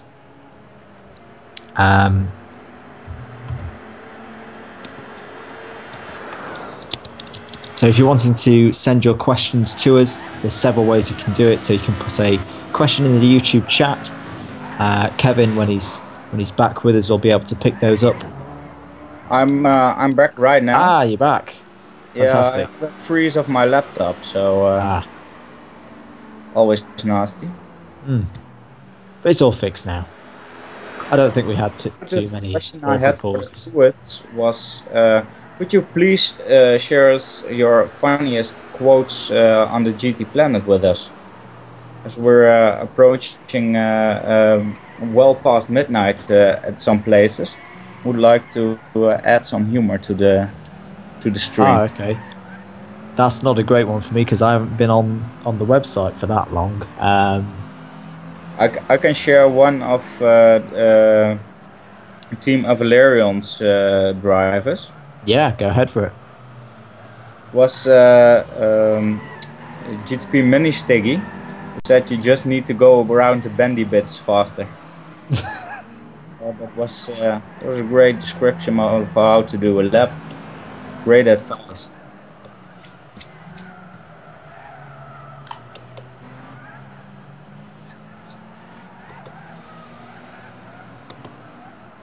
A little bit of a moment for Team-Wise Racing. Seb running wide through the exit of turn 5. Turn 1's claimed another victim. So the Black Delta wing of Neoverate, he's had a spin through turn 1. Earlier we saw Friday GTRP of Team Avalerion Racing also having quite a moment into turn 1.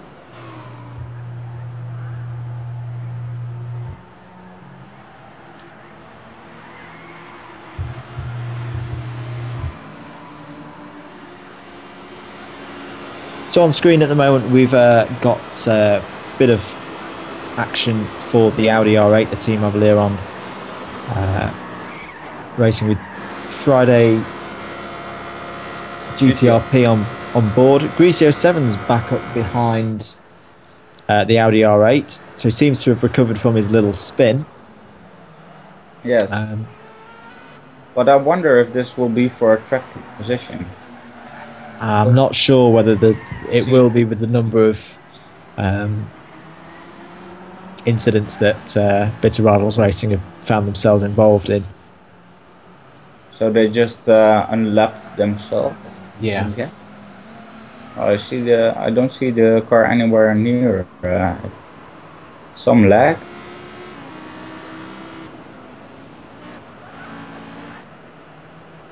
That's the Reaper Online Racing SLS behind him right now. Ah, did I just see a limp home mode on the screen there for Inferno Racing? Try and find them. I can't tell you right now. On my screen. Number 6 at the moment. Yes, they are going very slowly. They're doing 37 miles an hour, and limp home mode has been activated on that car. So if a driver finds himself in a bit of trouble, and the car, well, mostly if the car becomes absolutely uncontrollable on the driver's part. If you press the pause menu, you put the car in limp home mode, and the Inferno Racing Delta Wing AER, which was running so well early in this race, whilst I've been on air, it just seems to have all fallen apart for them. They've had lengthy penalties, trouble with driver changes, and now for whatever reason, limp home mode has been activated. And normally it's for damage. Normally you've got too much damage on the Testing. Hello, Takeover. We're handing off the baton to me so I can continue the stream of the 2015 Daytona 24 Hours GTPlanet. I am Wardez. Nice to meet you, Andrew. How you doing? Hey, not too bad. How about Cool. yourself? I am just setting up the stream.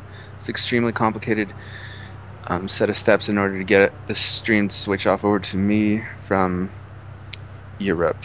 So while that's excuse me, while that's underway, I'll just leave you to continue on as you were. Yep. Are we fine for lobby space at the moment? We're about to be. I'm going to join after Bart leaves. Right. Okay. Okay, thank you for the update.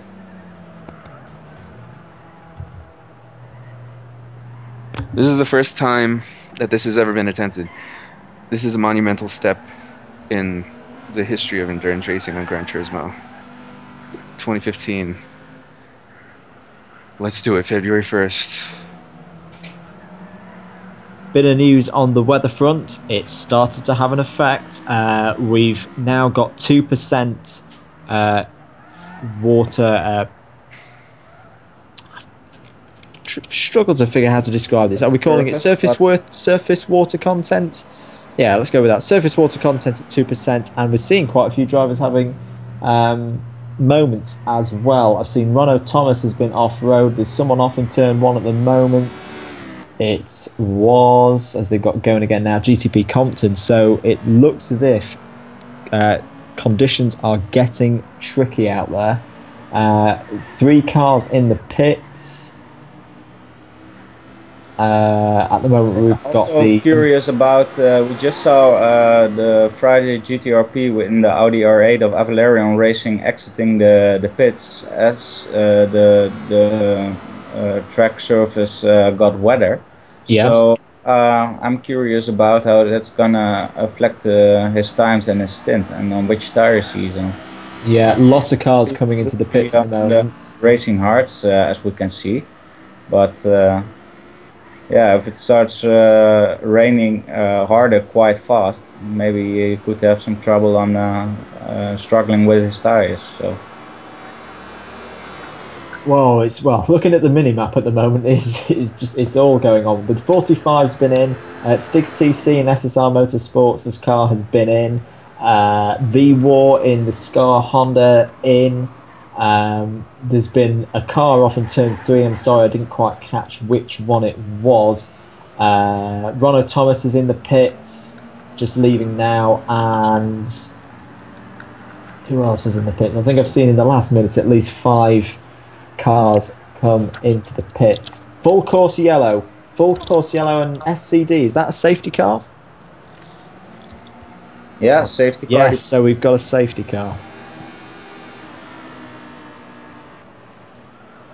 I'm curious if we could change to the safety car. If we have an image of it on track. Yes, the safety car is on track. Race promoter AJ currently on camera 11, just entering turn 3 now. Okay. There's a car currently facing backwards on the pit straight as well. Just behind the Avalarion R8, which we are following now on the live feed. It was Teamwise Racing and Seb72. No, it's a bit further back actually. Oh, sorry. Teamwise Racing had a spin on through the tri-oval, just coming over the start-finish line. So conditions definitely looking quite tricky out there.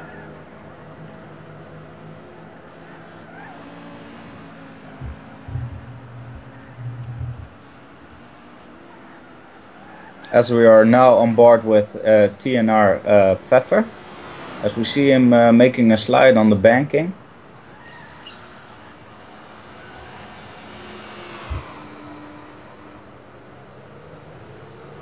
So, safety car deployed.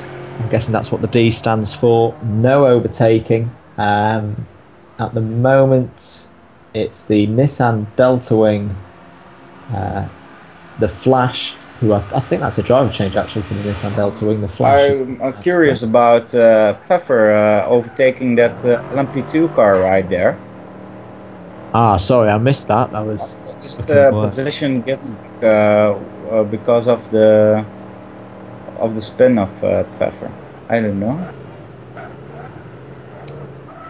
Another 2 cars in the pits. It is Inferno Racing and TNR Pfeffer.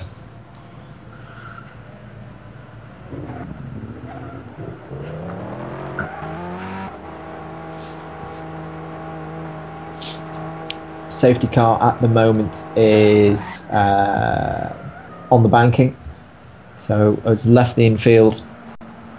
There's a car off in the infield. It's the Flash. Oh no, it's not the Flash. Oh no, it is the Flash. Sorry. He stepped in for Greasy 07, but it's the same car. It's that number 43 that's had a moment with the rain coming down. Now 4% surface water content. And it's going again now. At the moment, with the safety car train, the safety car has picked up, by my reckoning, 5 of the 12 cars. So SSR Motorsports are in the queue, Green Hell Heathens are in the queue, GTMX are in the queue, one of the Delta Wings as well, I think, and Teamwise Racing as well.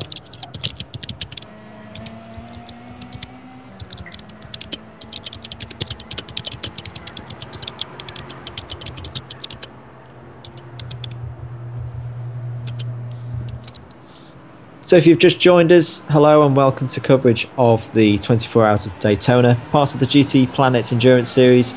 Andrew, Kevin and Gomez with you for your commentary. We've got a safety car out on track at the moment. The heavens have opened here at Daytona, and race organiser AJ has taken the decision to put the safety car out on track, as we saw quite a number of drivers getting caught out by the conditions and spinning off. Just coming up to almost a third of the way through the race. Hang on, no, I've got my maths wrong there, a bit embarrassing. A quarter of the way through the race. It's been a long day, so almost 6 hours complete. We did have a little bit of a delay actually getting the race started, so give or take add 10 minutes to the time on the clock there. Safety car staying out for at least another lap, I think. 5% surface water content now, and all the cars in the safety car train, although I think Teamwise Racing might be making a pit stop. Seb72 very low on the track, and indeed he is making a pit stop. That's possibly not going to be good for them in terms of track position. The Flash is in. Oh, sorry, not the Flash. Friday GTRP are in as well for Avalier Racing, and TNR Nismo are in as well. Pfeffer into the pits. The Flash as well in the pits. So perhaps a couple of drivers changing onto wet weather tyres. Okay, I've just had another breakup in our technical matter. Yeah. We had a viewer question, and it was about why there was a full cars yellow. I think it was because there were multiple incidents in multiple sections of the track. So AJ decided to drive the safety car out before anything else would happen. Yes. So we're going to see how it will unfold, and when the safety car is coming back in again. driver change, I think, for TNR Nismo and their GTR. Room. Pfeffer has left the room, so he's done just under 2.5 hours. Driving. And TNR Rebellion has joined, so there we go. That's a driver change for the number 44. Running well in the GT3 class at the moment. Those cars that shot of the pack.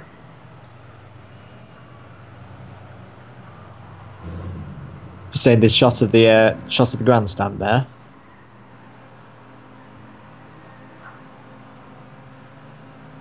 It's a lot steeper than you think. I've stood on that little bit of track myself, and even though it's not the most banked part of the Daytona International Speedway, it is actually quite hard to stand on. It's quite a weird sensation. Try and just turn on the spot if you ever get the chance to stand on the start-finish line of Daytona. Just be ready to catch yourself from falling over. It's quite strange. Those cars that had pit stops.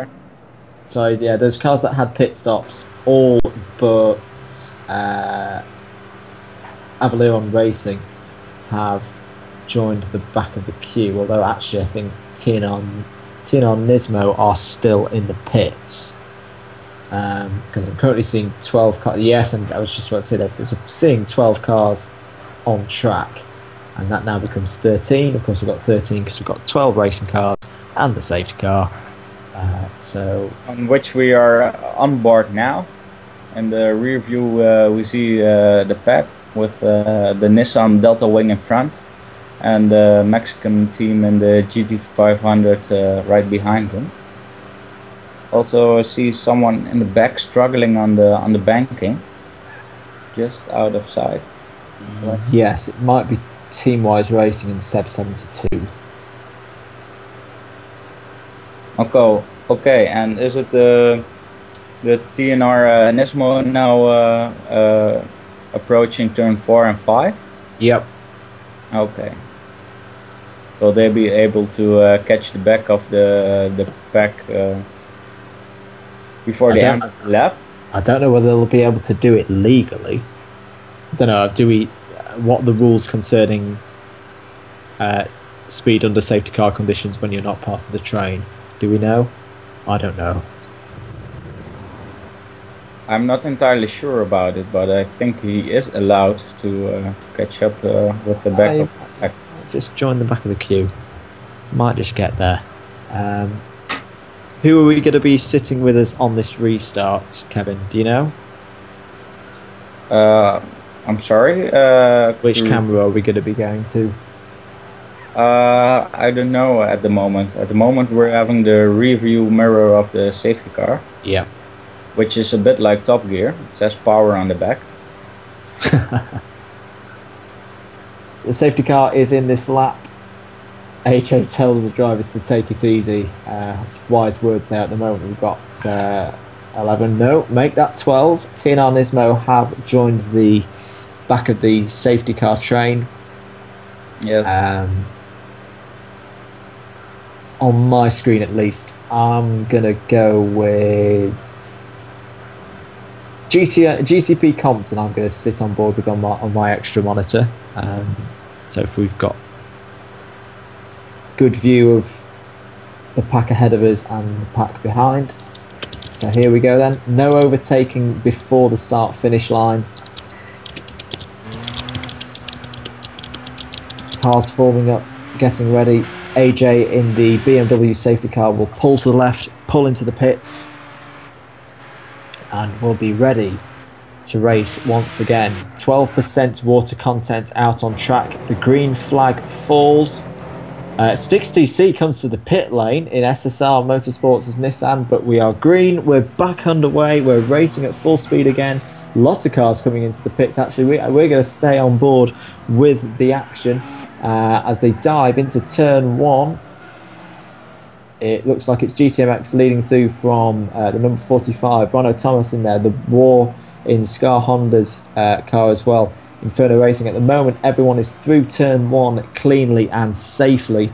In the pits are Teamwise Racing and SSR Motorsports.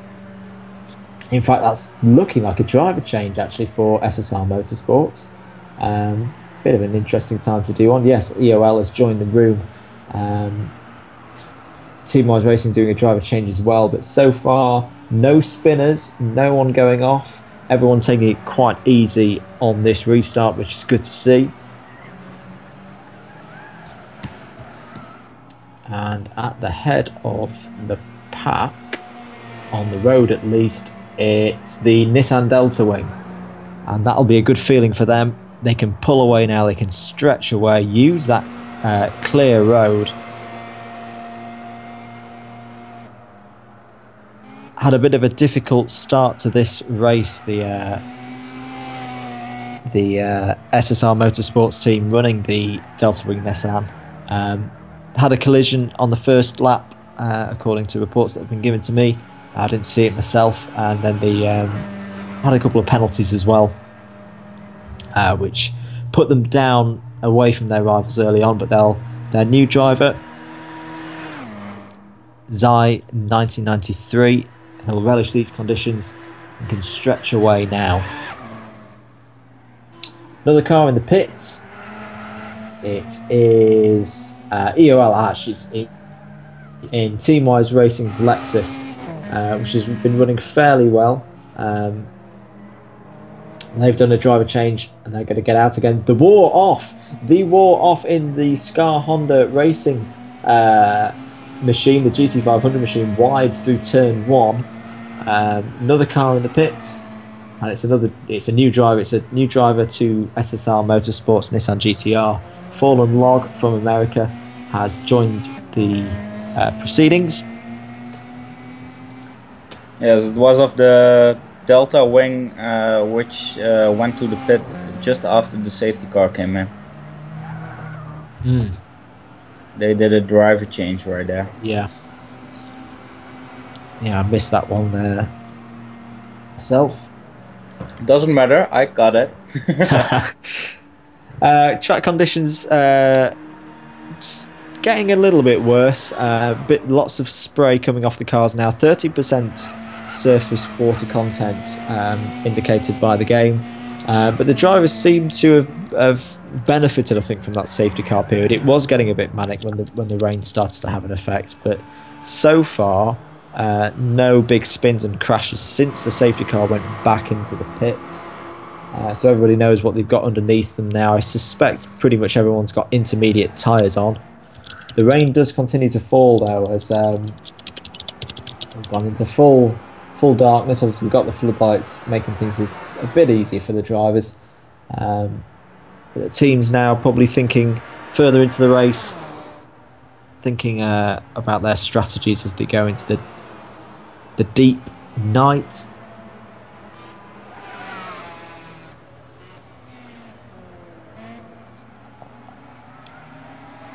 As we approach the 8 o'clock local time mark, and the track surface water went up with 1%. We're at 13% wetness right now.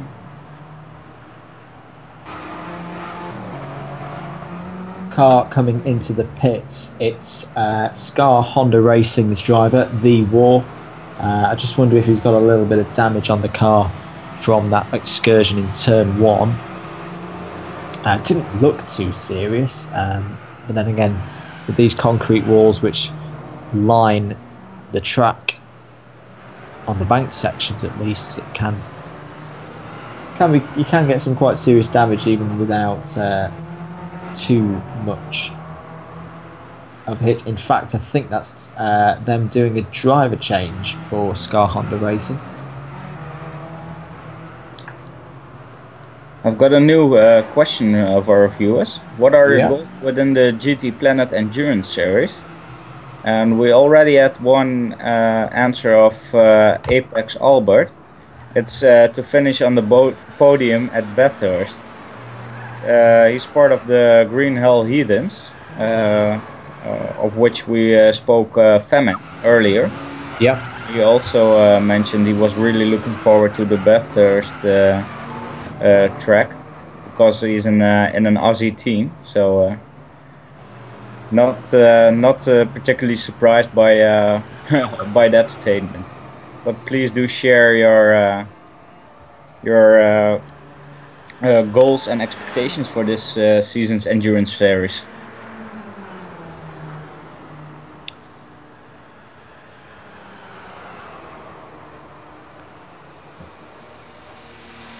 So a bit of pit lane action. SSR Motorsports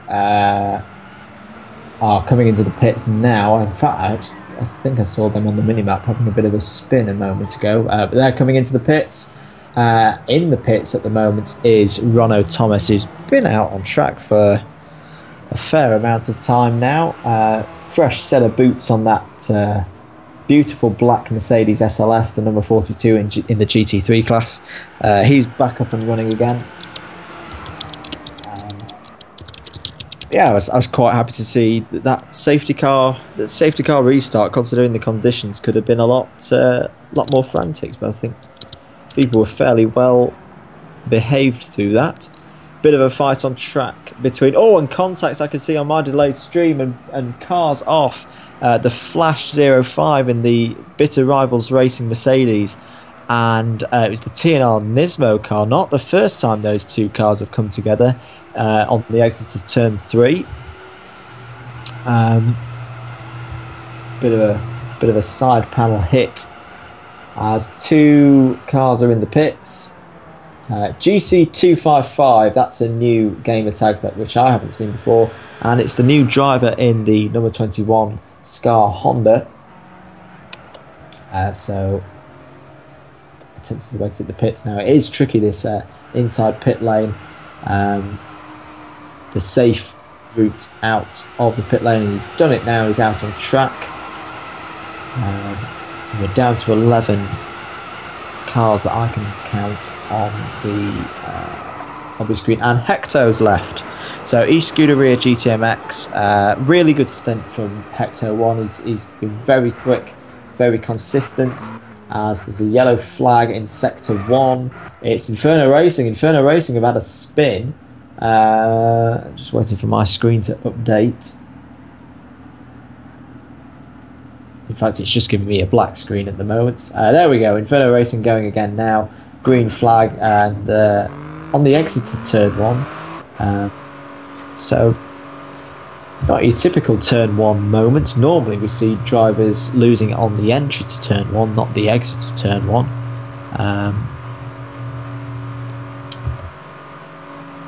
But that situation resolved itself, and as I say that, there's a yellow now in Sector 2.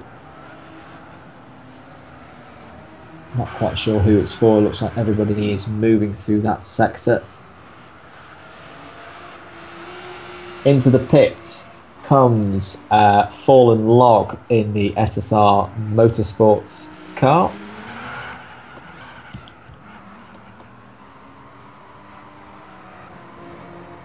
And the driver change is almost complete for e-Scuderia GTMX.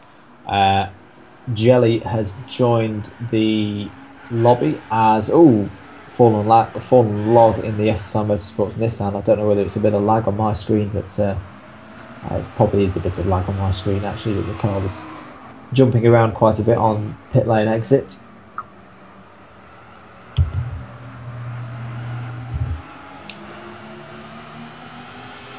Was a yellow flag in Sector 4, not quite sure what that was for, but that'll have been coming through the latter part of the track as you come out of the bus stop and onto the banking once more.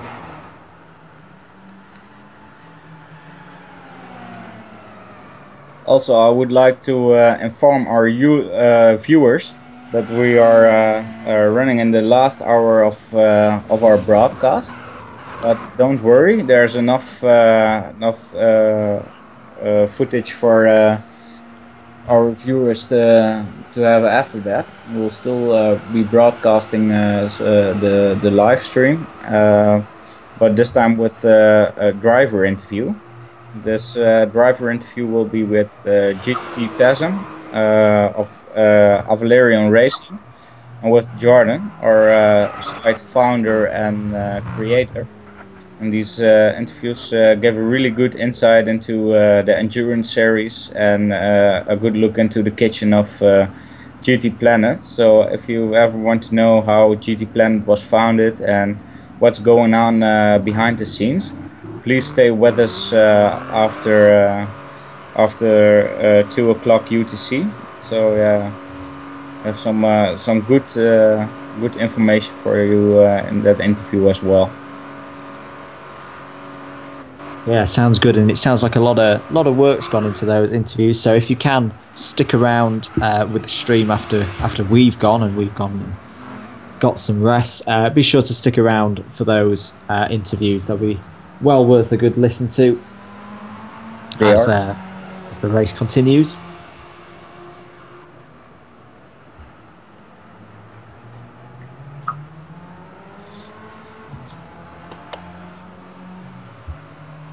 So the Flash has been in the pits. That's the recently new driver to the bright yellow Mercedes run by Bitter Rivals Racing.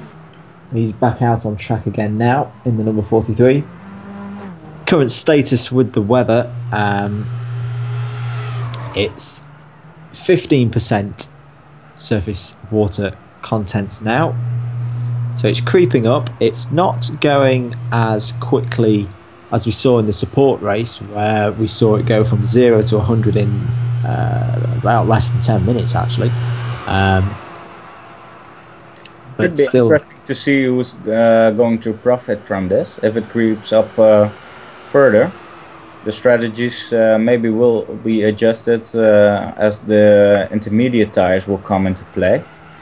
Maybe some drivers will, if it keeps creeping up, will go for an earlier stint, or maybe think the weather will improve again, so stay on hards. It's interesting to see the different strategies unfold, and we got a change in our order because of the rain coming up. Alright guys, sorry to interject a little bit, but we're going to be finally handing over the stream to me, so the camera operator is going to change from Bart to me, and hopefully the audio will continue to work. If it doesn't, bear with us as I run around with my head on fire to try to get it to work. So, but the imagery, as far as the actual pictures of the race, that's going to be good to go. So at least you'll be able to see things. Okay, thank you for the update. Yeah, no problem. And you can call me Wardes. I know on Skype it just says Gomez, but on the GTPlanet I am a moderator, and I helped AJ in getting everything started a while ago. To give a little background on myself.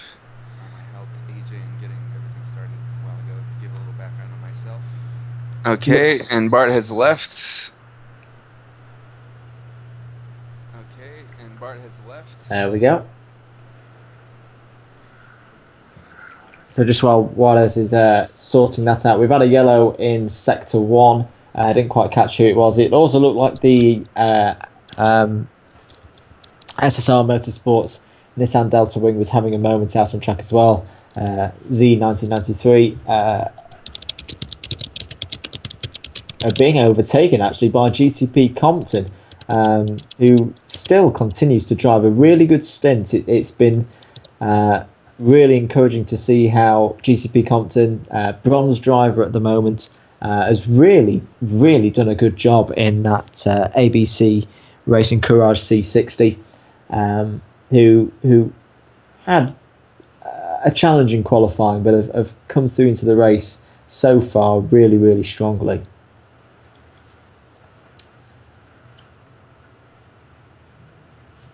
As I see, our broadcast is now interrupted due to the view change between Bart and Wardes. So the viewers at home being left out in the dark for just a little bit. And probably they can. Somebody asked if we have the results after the 3 hour mark. We are working on that, and we'll come back to you as soon as we have any information on that. Spin for the another spin as I'm watching. Yeah, the Nissan Delta Wing. Yeah, 2 spins at turn 3 and then turn 5. So a little bad luck for them. Yeah, Zine 1993 struggling with these wet conditions. We're now up to 20% surface water on the track. Got the flash ahead of him. Yeah, he's now about to going pass. around the outside. Yeah, he's about to pass. And just like in real life, the fast traffic passes on the outside. I've had a tweet. I've had a tweet from Paul Vardy, who's asking for a shout out to the Aussie boys from Race on Oz, competing as Green Hell Heathens. Yeah, thanks for the follow. Yeah, Heathen Pride. I was in a team, but ended up not going on. The old days of GT5 endurance racing. People were crazy enough to try 24-hour racing back then. So yeah, so if you want to get any of your questions, any of your queries, or any thoughts that you've had on the race, there's several ways you can do that. The easiest, Kevin's here watching the YouTube chat intently, so you can stick comments in there and we'll get the questions up into the com box for you. Obviously, as I just said, it's Twitter, so you can follow all the latest action and updates. The 2 best accounts for that are the GTPlanet news account and AJ's the 2 best accounts for that. AJ Planet's news account and AJ's own account GT again. Really struggling with these conditions, and I actually think the rate at which the track's getting wet is really struggling with these conditions. And I actually think the Twitter handles, the track's getting wet, is going up the blade. Kevin, in his Twitter handle that he's set up just this evening, if you were listening to us earlier. Congratulations. Yeah, GTP_Dutchy. And what else do you have a Twitter handle? Yes, I have Pure Racing Evo. So that's just PURE Racing Evo, EVO on Twitter, and that's my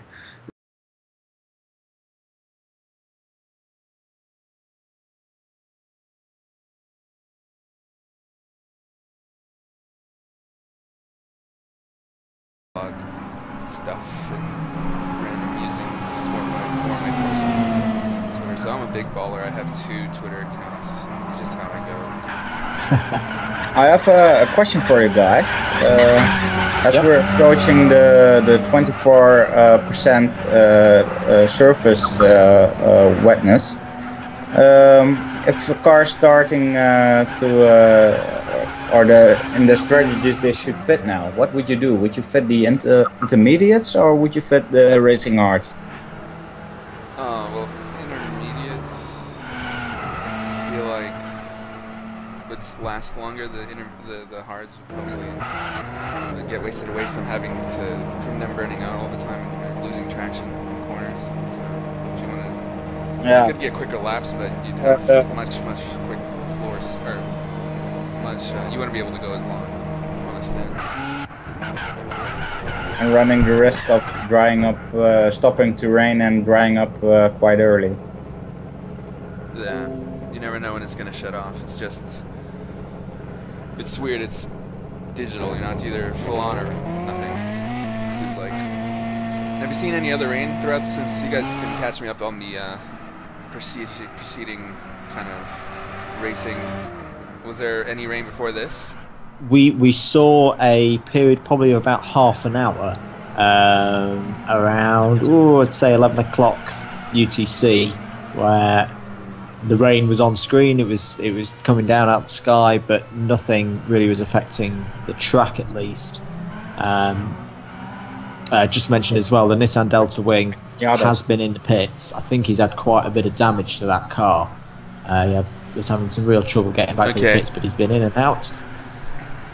I just fixed my microphone volume in case people were wondering why. I was so low compared to the other guys, and that was it. Ticker and sidebar have just been updated to 4 hours time, so now that is current at 4 hours. Thank you, AJ. As we follow the Delta Wing that's currently being driven by Z1993, he is experiencing some lag, it seems like, at least on some spectators' view, because the other thing with the lag on online games is sometimes the car that you're looking at on your end of this, the kind of party is going fine and there's no lag and it's just very solid, but other cars will see him obviously as being very laggy and all over the place. So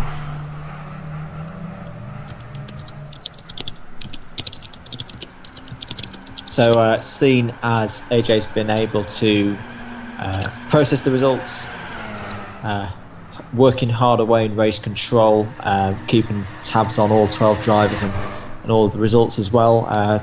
Thanks, Kevin. We'll do a rundown of the standings after 4 hours. I'll change it up. Let's go from bottom to the top. So in 12th place, they've had quite a few off-track excursions, is the Mercedes Bitter Rivals Racing Team. Definitely. Number 43. Nissan Green Hell Heathens seem to have fixed the issues that they were having with reporting their progress to AJ early in the race, because they're now registering laps. They're up to 11th place, so that's really good to see for them.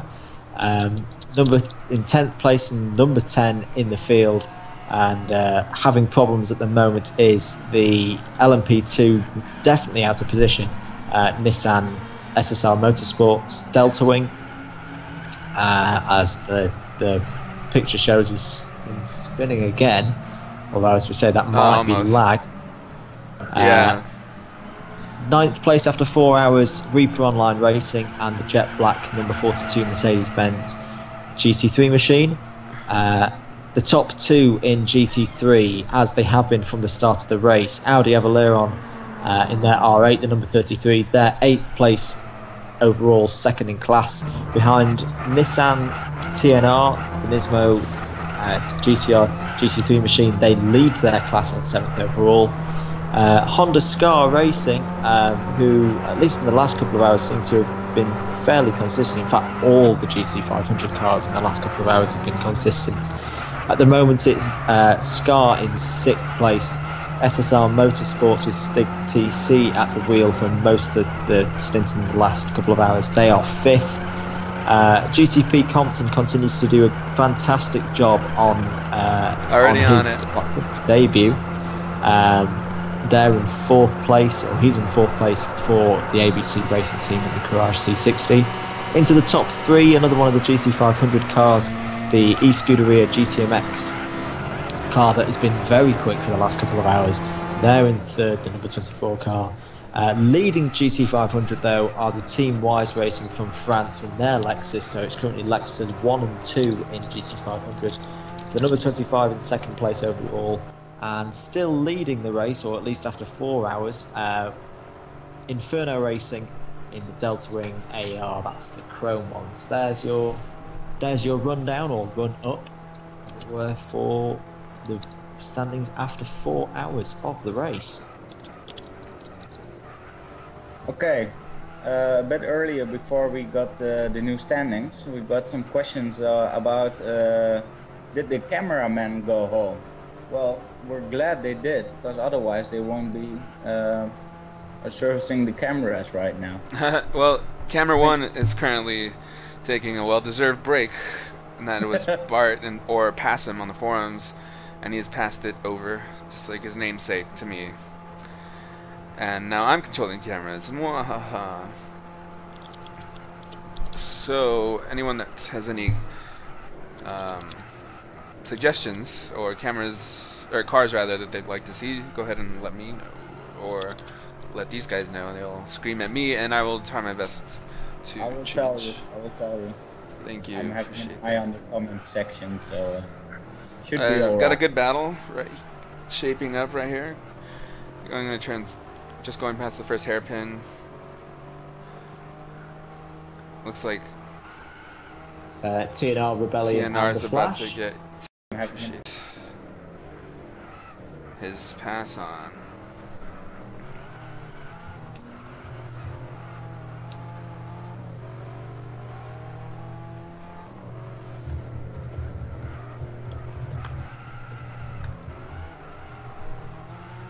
Oh, it gets a little wiggly out of going on to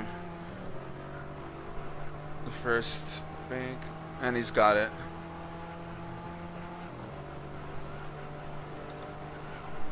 So TNR Nismo continued to do well in the GT3 class. The rain situation, it's still getting wetter. It's 36%. Oh, somebody's off. Now.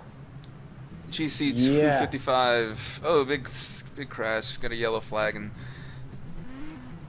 Sector 2. Right after Sector 1.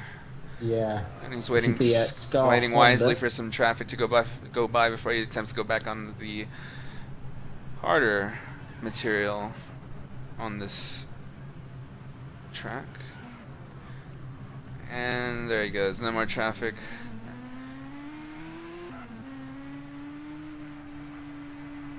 We've got a comment from Kwan. He says, "Thanks GTPlanet for this beautiful night."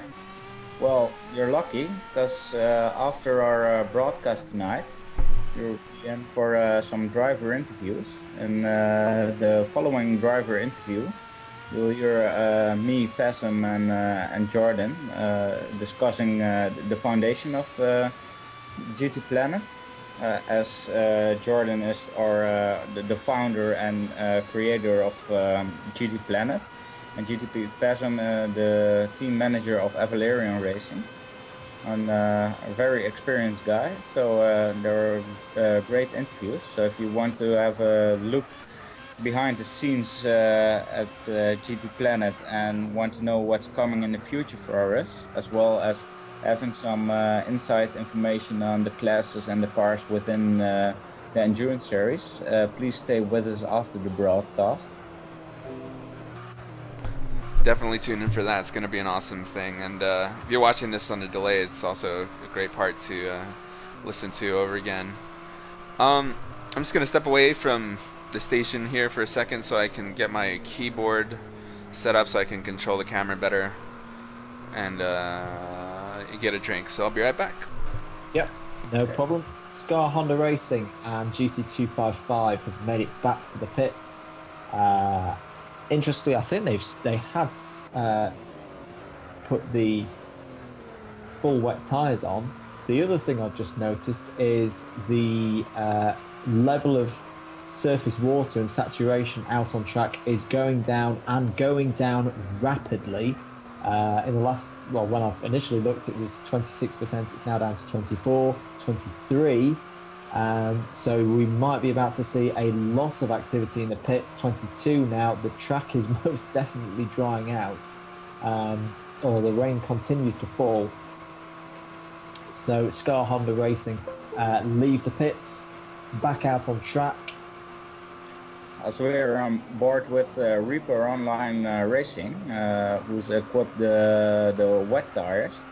I think when he went for the pit stop in his stint, he thought the saturation percentage of the wetness of the track would go up, but now it's come down, and he's still with his wet tires at only 90% saturation. So I'm watching how that unfolds and what's the impact going to be on his stint. It's a tough one, as the saturation comes down to 12% now, because if I was out on track at that time with the rain still falling and the saturation gradually going up and up, I would have probably fitted full wet tyres, but now it's 10%, 9%. We're going to be seeing a lot of pit stops once a proper dry line is formed. So things could get quite interesting, and we might even see someone trying to take a risk and seeing if the rain carries on and the track gets wetter again. Personally, at the moment, I don't think that's going to happen. It's now 4%. As we are on board with the Green Hell Heathens Nissan, I guess. Yes. Yep. Also with the wets equipped, as we drop down to as much as 2% wetness. So a lot of people made their decisions based on the rise of the saturation, but now it's the rain appears to be at an end. I'll be definitely interested in choices the drivers will make right now.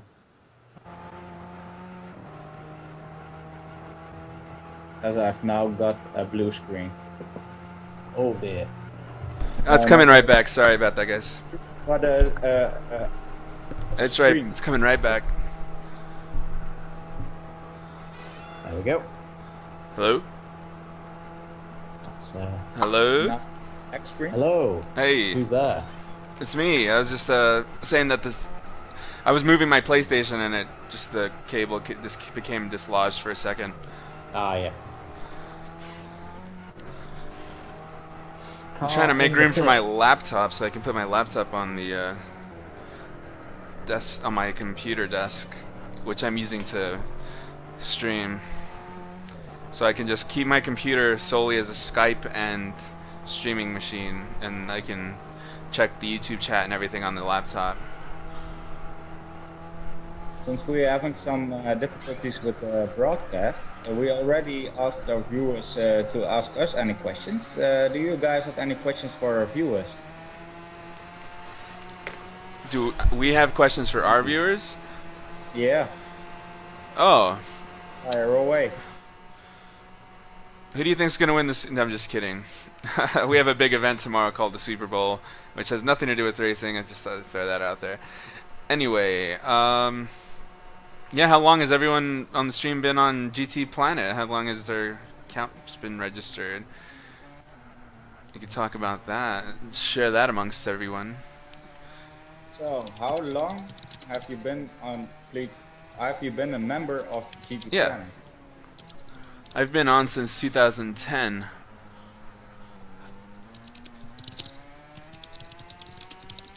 I've lurked for quite a while, and then like probably set up a Yeah, I also lurked heavily when I was a little kid. I think since GT3, since GT3's launch, I went to GTPlanet in order to. I know I'm answering my own question here. I'm sorry, but I went on to check people's Monaco times in the Formula GT, and Yeah. I realized how slow I was that day. So it was a humbling experience. GTPlanet.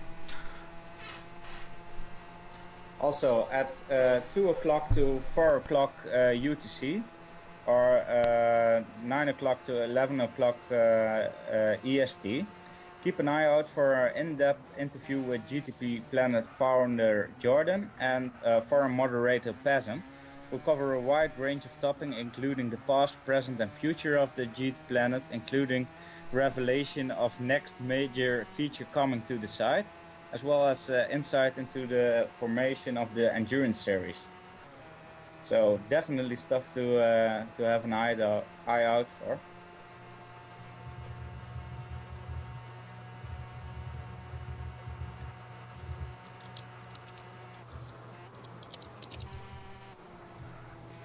Bit of pit stop news. Inferno Racing have been into the pits for what looked like just a fuel and tyres stop, and they've possibly, I say possibly because this might be the graphic bug tripping me up. They've possibly gone on to racing hards. But whatever they're on, they seem quick. As another car's in the pits, it's Fallen Log in the SSR Motorsports Nissan GTR in the GT500 class. GTP Bambi of the WRS North America team, who unfortunately just didn't make the cut to drive in this Daytona 24 hours. That about his membership of GTPlanet. It's the place where you learn to that you first have to be slow to become fast. And Wise words. I can agree to that, since I'm kind of a newbie to GTPlanet. I'm a member since about 1 year now, So, Congratulations. yeah, thank you. Bart lured me in, so. Oh, cool. But it's contagious. I can't stop now. Yep.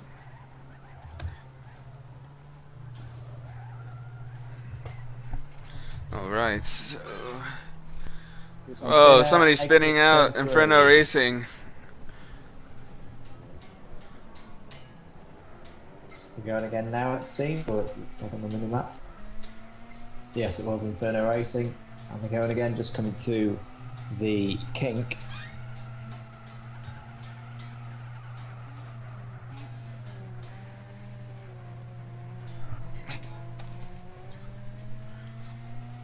Hello to all the people still watching the stream.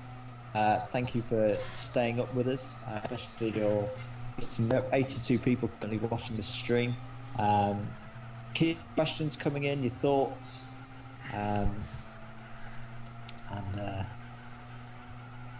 especially those questions for how long you've been part of GTPlanet. We've got the thumbs up of 113 people, and 6 people don't seem to have their driver's license. So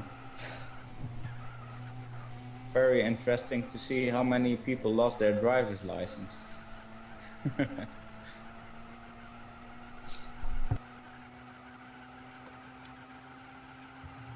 All fairly spread out on track at the moment. No major clumps of cars, or more than 2 cars really. Looking on the stream, we're on board with Inferno Racing, who had that little spin not too long ago. That seemed to have recovered now. Another spin. Oh, as I say, that is just spun again. Classic commentator's curse there. That's just on the exit of turn 1. Given that my live stream, as you're watching it on YouTube, is a little bit delayed, I do get the opportunity of a little action replay. Let's see how this happened. Oh, it just seems he gets on the power. Just gets on the power on the exit of turn 1. Maybe just got on the curb and on the wet grass on the outside of that corner, and round he goes. But going again now. As I'm watching it on my up-to-date and fully live screen onto the banking now. As I said earlier, that there was no major collections of cars. We've got Zion 1993 in one of the Delta Wings, EOL in the TWR, Lexus, and Jelly. No, sorry, not Jelly. Jelly's in the pits actually for GTMX at the e-scooter as it's Fallen Log, who's in the SSR Motorsports GT500 machine. Doesn't seem to be at full pace though at the moment. Maybe having a couple of issues. Oh, lots of sparks going into turn 1. Oh, huge moment going into turn 1. That was exciting. All I saw was a huge burst of, it seemed to be flames from a distance while I was on board with Fallen Log. Flames and smoke sounds like a Delta Wing to me. In fact, yeah, the SSR Motorsports Delta Wing, the black Nissan sponsored machine, goes fully round, spins on the exit of turn 5, and just about catches it, but lose track position to Friday GTRP in the Avaleon Racing Audi R8 and EOL in the Teamwise Racing machine. In fact, we're on board with Teamwise Racing on the stream.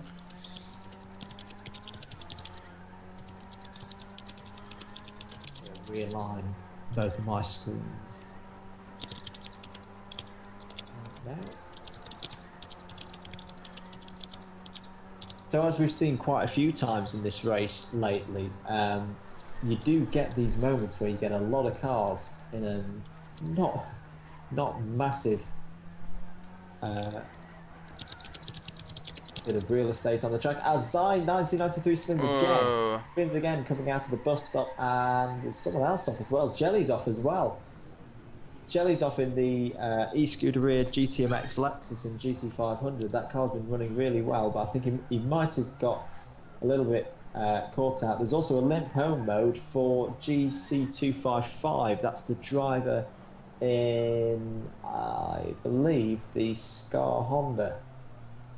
And he's going through the infield section at the moment. He's just going through turn 4 now, very slowly, and everybody behind's going to need to be aware of this. I mean, the car does ghost out, but it can still.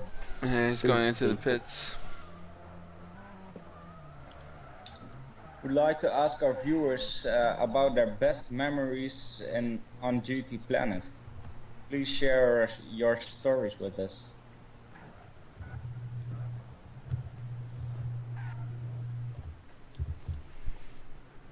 25 minutes until that interview with Jordan and Bart. If you're not too tired already, do stick around for that. A lot of hard work's gone into that interview by the guys here on GTPlanet. So really great and extensive, in my honest opinion. Yeah, so if you can keep your eyes and ears peeled and open for the next 2 hours, then you should do so. You should do so to listen to that interview. It's going to be really good. The topics within the interviews are the past, present, and the future of GTPlanet, which will be extensively discussed on the interview, as well as our endurance series. And there's also a part about the childhood memories playing GT6. I like the nostalgic feel everyone has with playing the GT6 franchise, as well as a look into the kitchen of the Team Avalarian team manager. So it should be great stuff to watch that. A lot of information, so yeah, good stuff. 2 cars visiting the pits. Team-Wise Racing and EOL comes into the pits and leaves the pits now. Also in is the number 45 car, the Green Hell Heathens Nissan GTR and GT3. They both completed their pit stops, look pretty routine. Fresh tyres, full fat of fuel. Whoa, as the number 45 spins coming down the pit lane, and the Team-Wise Racing driver does very well to avoid it. Not quite sure what happened there for Mint's GTR. He just seemed to get on the brakes, maybe got caught out by the game. And it's causing some sort of hold-up. Yeah, and he spun right. Oh, another spin up there, right ahead of him. EO. It's looks getting like, wetter. Yeah, it's getting really. It's getting wetter. It's 1% rain. Or 1%. Track surface wetness, yeah. Yeah. And you know what? This is exactly what we saw the last time the rain started having an effect. We suddenly, within about a lap, had about 3 or 4 cars off. And the last time that happened, AJ decided to pull a safety car. So, and quite rightly too, because it was getting very hectic out there. And sure enough, as we mentioned earlier, I didn't think it would happen, but the rain has stuck about and the track started to get wet again. There's a car going very slowly and coming into the pits. It's Ronno Thomas. Ronno Thomas in the GT3 Mercedes number 42 machine. That's Reaper Online Racing. Yellow in Sector 3 on the banking. That's EOL again. Team-Wise Racing's driver having a few problems out there. There's a spinner on the... it's all going on there. There's a spinner on the exit of turn 3. He's recovered now, but it was Zine 1993 in the Delta Wing. Oh, he's having a lot of trouble.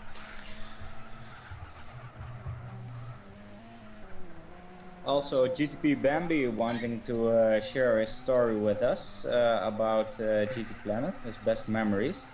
He said meeting the WRS guys and friendly moderators Bart, Lucas and Andrew. So there you go, guys. Unfortunately, GTP Bambi, a member of the WRS team North America, driving also driving the RS of the Audi R8, but unfortunately didn't make the cut to be driving on the Daytona 24 Hours. So the best of luck at their next opportunity.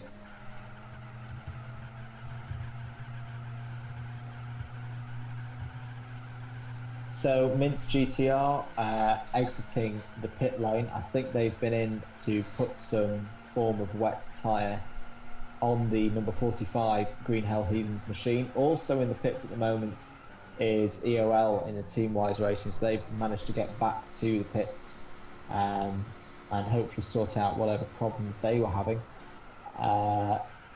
Quite busy through Sector 1 at the moment. There's a slow car. Oh, spin! Oh, Avalarian racing car driven by Friday just almost seemed to run into the Delta Wing there. Tinar Nismo and their driver Rebellion, he is in the pits. As the weather continues to get worse, we're now at 7% surface water saturation. Also Friday, GTRP sees Inferno Racing lagging. Oh, Avalarian spun out. 2 cars off. And that was at turn 5. Jinx. Alright. They're getting back going again. Inferno also spun out behind him almost in a synchronized move. Ronald Thomas going really slowly out of turn 6 as he gets passed by Friday GTRP. Yeah, Friday really. Oh, another spin. Yes. That is Inferno Racing. He's spinning yet again, having a really tough time. Everybody's having a hard time right now, it seems. And limp home mode. Limp home mode for Inferno Racing. LHM. And Ronald Thomas is also really, yeah. On limp home mode as well. Yes. And 3 cars in the pits. We've got GTP Compton in the pits, Fallen Log in the pits, and also Mints GTR in the pits again. As the weather keeps on coming in, 11% surface water now. Mint GTR back out on track.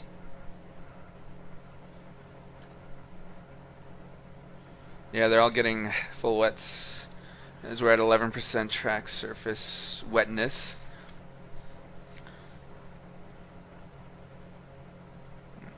And how many hours was the total time off by? I think it's about 10 minutes. So 6 hours and 30 minutes. Yeah. GTP Compton having a bit of trouble getting out of the pit lane, but nothing too serious. Ooh, the Flash taking a little shortcut through the bus stop. I like the look of that yellow SLS, a bit of rivals. Very taxi cab. Their tyres are looking very warm though, especially that front right. I think they've been out on that set of wet tyres for quite a while, and as I say so, they're coming into the pits.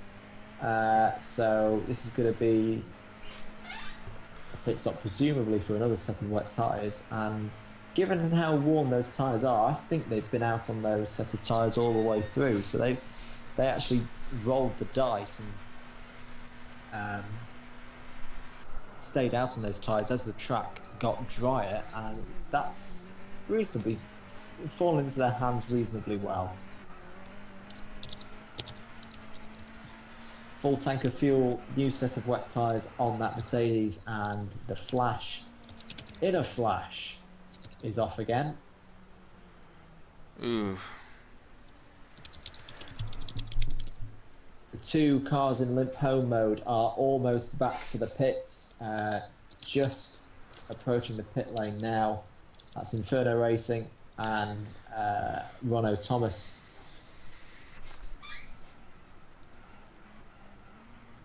When was the last position update again? It was at 4 hours. 4 yeah. hours. Hours. Well, yeah, it says it right there in the ticker. We've got a question from Darren Freeman. For future information, do you think we could have a live timing stream? We have had those in the past, actually.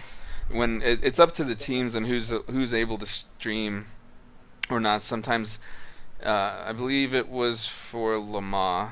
We had one of the teams was able to actually just stream the timing screen the whole race, so that was pretty nice. But it took using an alternate stream for people to go to. So. Yeah, but really we couldn't. We've got the nerds system, but we need the stint pictures of drivers. So as soon as they enter the pits, they need to take a picture of their screen to make up the times, and we're depending on receiving their pictures. So lifetime would not be possible, as only if Polygyny Digital would decide to create some sort of feature to help us doing endurance races of 24 hours, but also allowing multiple drivers to change. So.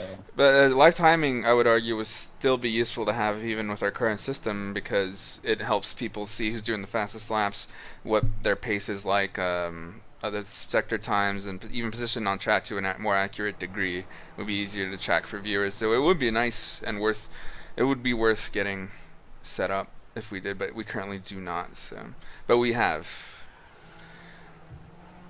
Yes, but it would involve a lot of teams having their own capture card and doing some live streams as well. The stars kind of have to align. Sometimes it happens, sometimes it does. It does not. Whoa.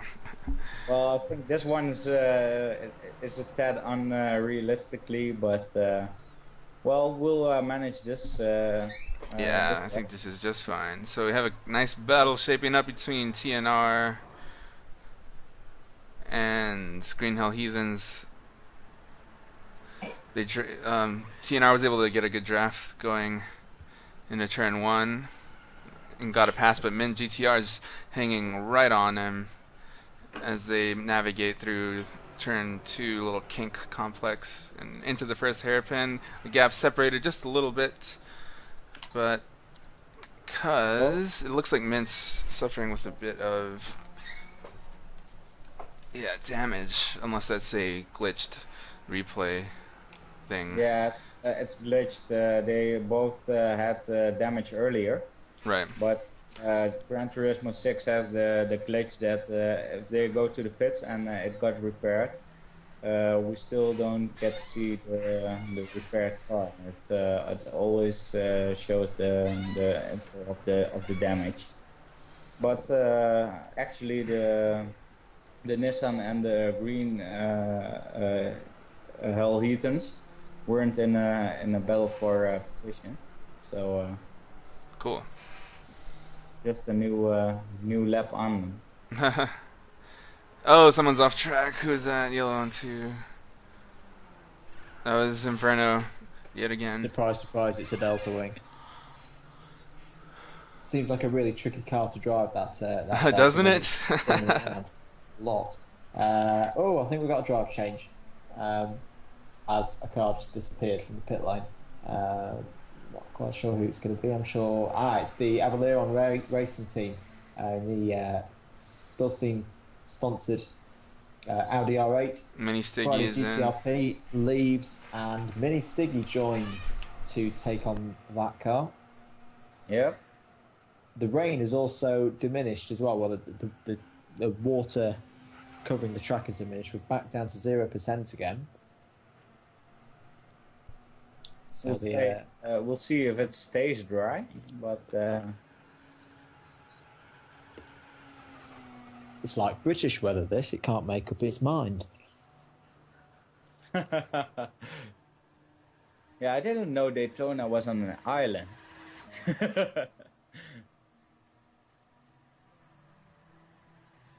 Car off on the exit of turn 4. It's GC255 in the Scar Honda HSV. That's one of the cars in GT500. Looks like he's just run wide on the exit of the kink in the middle of the infield. He's gone quite deep off the track as well, so he's losing a bit of track position. He's just waiting to let Teamwise Racing's driver go by, and he's back out on track now. So local time, just coming up to 9 o'clock. It's coming up to 2 o'clock British time in the morning. 10 minutes till the in-depth interview. Do stick around for that, as a lot of work's gone into those parts of that interview, and it should really be worth a listen.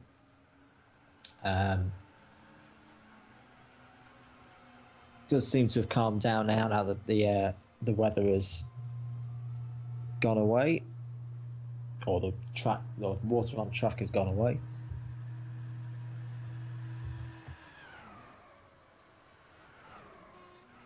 If you want to get more involved with the Endurance Series, go on over to GTPlanet. There are opportunities later in the season for new drivers who say want to get a taste of what racing in the series is like. So go across to the special dedicated visit forum for the GTPlanet Endurance Series on GTPlanet.net and see how you can get involved in later races in the season. Definitely, there are lots coming up. It's going to be a really fun year. Don't be scared. It's really fun.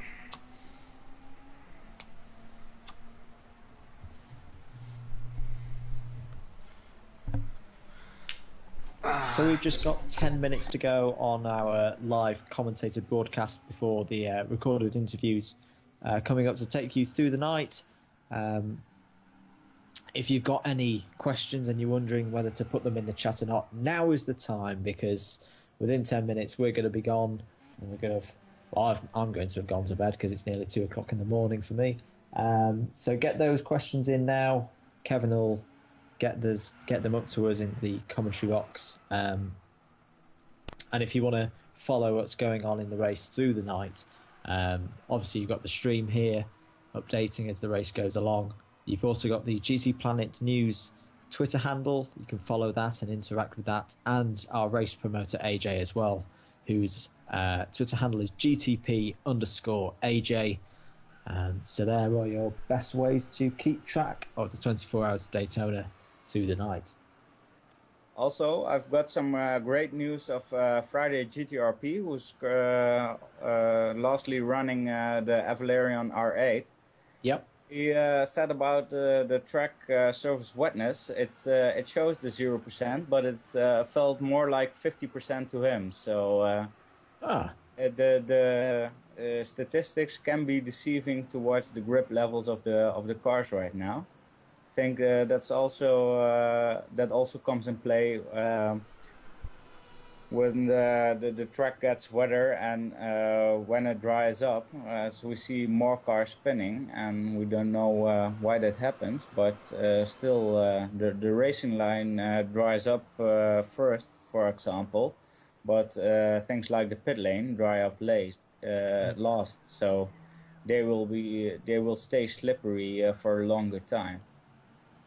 I was going to say that would make sense. We've seen quite a few drivers having trouble, of all places, getting out of the pits. So, yeah, offline things obviously still quite tricky. That is difficult enough driving it in the dry. So, in the wet, it's even more difficult, since you don't want to lose time and exiting the pits, but if you really push too hard and underestimate the grip levels there's also a lot of time to be lost right there. So there's always sorry to cut across you, Kevin. Massive spin for the Nissan Delta wing that's driven by Zai 1993.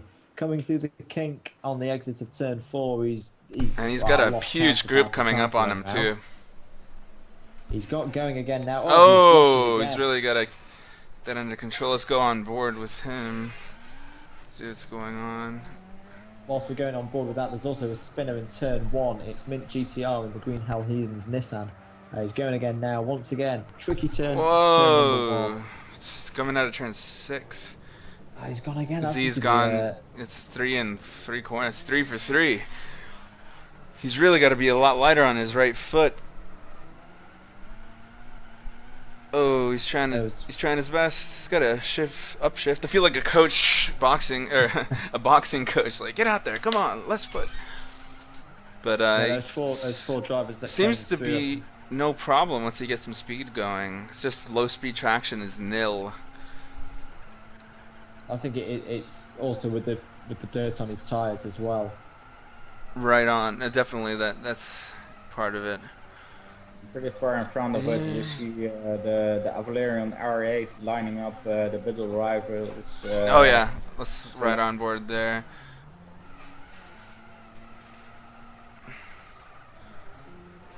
Bitter rivals.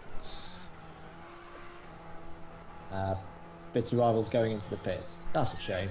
I was looking forward to that. That was going to be a good little battle. Yeah. I said there's four drivers that passed by the spinning out of control Delta and did really well there. Especially coming onto the fastest bit of the track as coming back onto the banking. There's a spinner. It's do you know what? I was just about to say how well GTP Compton had been doing, and then he's spun on the exit of turn 3. My commentator's curse seems to be really strong. It's getting so strong that it's preemptingly praising drivers. But yeah, he's got going again now. But GTP Compton, who, apart from that little spin and the odd excursion here and there, he has driven absolutely fantastically in that ABC Racing Courage C60. Remember, he's a bronze driver. There's much more experienced drivers for the Endurance Series anyway, out in the field. And he's done really well in the last few hours. He's been out there for quite a while. On my little crib sheet, he got in the car at 2,300 hours UTC. So he has done absolutely fantastically to drive for this long.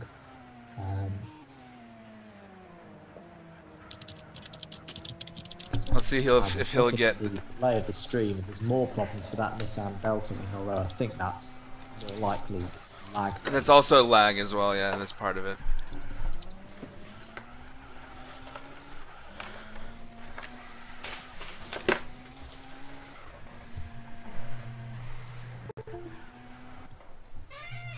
So as we come to the end of our live commentated broadcast, it's all fairly calm out on track at the moment, apart from the laggy Nissan Delta wing. And keep an eye out on the... Thank you for your insight. Really great to hear your opinions and your commentary on the current situation on track. Oh, thank you very much. Same to you, Kevin. You've been a real help with interacting with the guys in the YouTube comments. Couldn't have done it without you.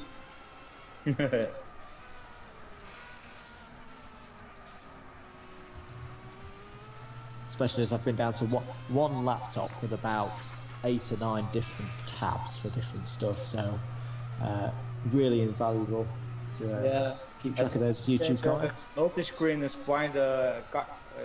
kind of required. Yeah.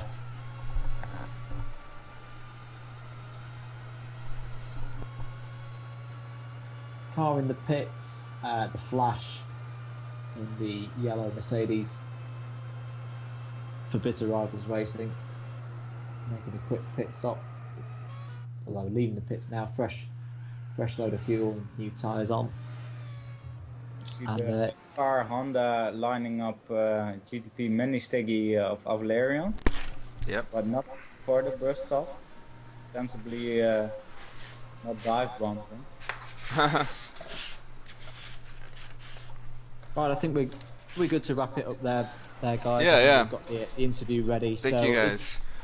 If you're still with us, thank you very much for watching the stream, and all the people who've interacted with us this evening. It's been an absolute pleasure. Yeah, do hang out and tell your friends.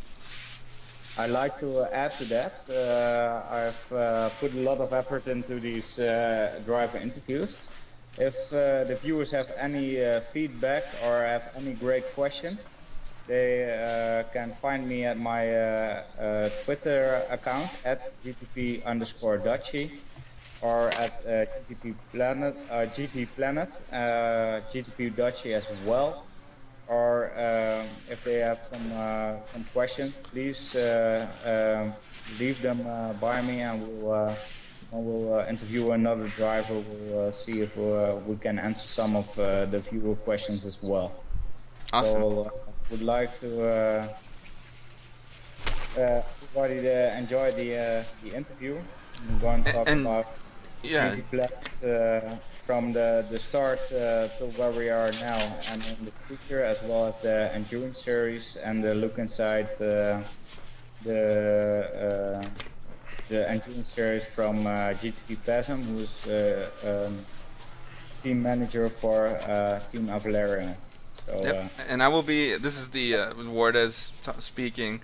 I'm the camera controller, so I will be hanging out in the chat of the YouTube stream chat, and in case anyone needs to see any particular car or wants to put forward a suggestion, I will still be here for another hour and a half while the interview is going on. I would like to thank our viewers as well for your support, and helping me answering my questions to you and giving your questions to me. I think this way it will be a lot more engaging for both sides. So really good job, guys. Thank you for supporting us. Yeah, and again, the interview that we're going to be playing right now will indeed have the new big feature that we touted in the post on the article for this event. The new big feature will be announced within the interview, just so everyone knows. So definitely hang out, stay tuned, and find out some big major changes that are coming for GTPlanet. So thanks again, guys. Yeah, thank you. This is GTP Dutchy signing out. This is Andrew the Blade, also known as Andrew SUFC91 on GTPlanet. Thank you for joining us this evening. Enjoy the interview, and I'll catch you guys later. Take care. Cheers, everyone.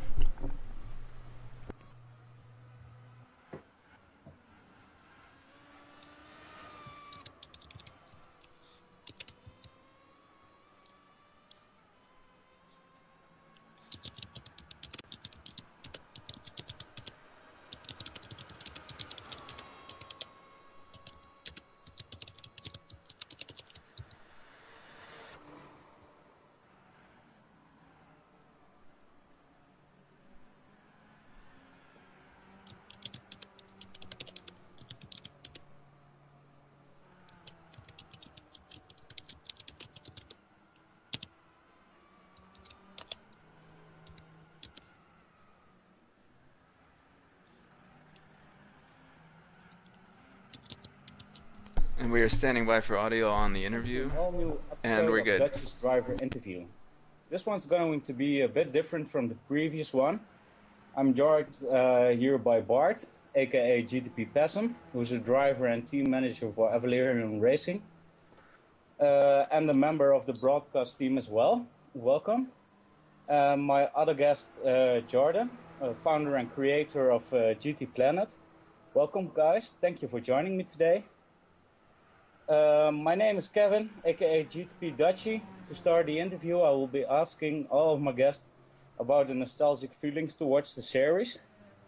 I myself have a lot of great memories growing up with GT6. For example, the moment I had when I got GT2 for Christmas, the 2 discs full of awesome GT content, and I can remember my parents struggling and fighting me to get me to the dinner table, since I was very little then and insisted to play more.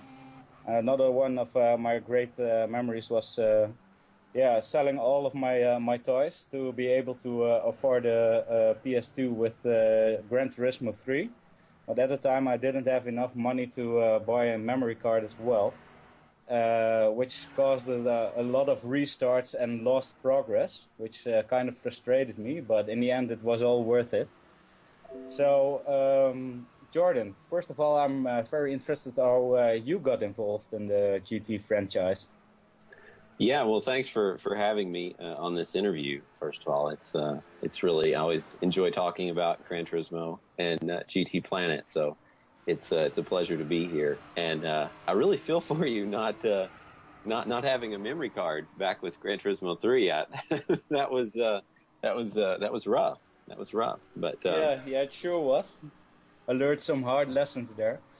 Yeah, yeah. It was for me. It all started with a magazine called it was called Electronic Gaming Monthly. I don't know if you guys got it there in Europe, but it was a great magazine, and I really enjoyed reading it. And they had some articles about it, and I saw the advertisement for the original Gran Turismo, which of course had the it was really just the cover, the box art for the game, and it had that car under that silver cover, and it caught my attention, and I started to pay attention to their articles about Gran Turismo, and I really liked the way it had real cars and the way it sort of emphasized simulation, and that was something that I hadn't really been exposed to before. So to me, it was really interesting to see cars in a game that I could actually see on the road. So I got the first game and I absolutely loved it. And then I guess I got Gran Turismo 2, which I really loved. And that's the game that actually inspired me to initially start GTPlanet. And I guess the rest, as they say, is history. But to me, Gran Turismo's always had sort of this a certain allure to it, and it'll always be Gran Turismo. Yeah, for sure. But I reckon you have a lot of great memories playing the GT franchise as well. Can you share us a couple of those? Yeah, I've got so many good memories from Gran Turismo. Of course, the first that comes to mind is the Suzuki Escudo Pikes Peak edition. That was, I think that car made a big impression on everyone. And I had the chance to visit Pikes Peak a few years ago. And even though it's changed a lot since it was modeled in Gran Turismo 2, it still made me really nostalgic for those old days. I also really enjoyed Laguna Seca and discovered that with GT2, and it was really a neat experience when I finally got to visit that track in real life, and it was sort of brought the game to life for the first time. It was my first time visiting a circuit, a real racing circuit, and to already know it from Gran Turismo was a really neat experience. And another thing that comes to mind is I had one car. It was the Toyota Altezza. It was yellow, and I think it later on went on to become the Lexus IS 300 and IS 250. But the car wasn't sold in the U.S. at the time, and I just absolutely loved the way it looked and loved the way it handled, and it was kind of my go-to car. I won so many races with that car, and eventually my memory card died, which had it on there, and I felt like I lost the car, even though I could go buy another one. It just wasn't the same. So a bit like my GT3 story, so to say. Yeah. I remember the Suzuki as well. It was sort of the car almost felt like a sort of cheat mechanism within the game. Mm-hmm. The real difficult races which I couldn't get done. I always drove it with the Escudo, mm-hmm. and always seemed to win it. The weight to power ratio was just awesome. Really great car. Really special car. Yes.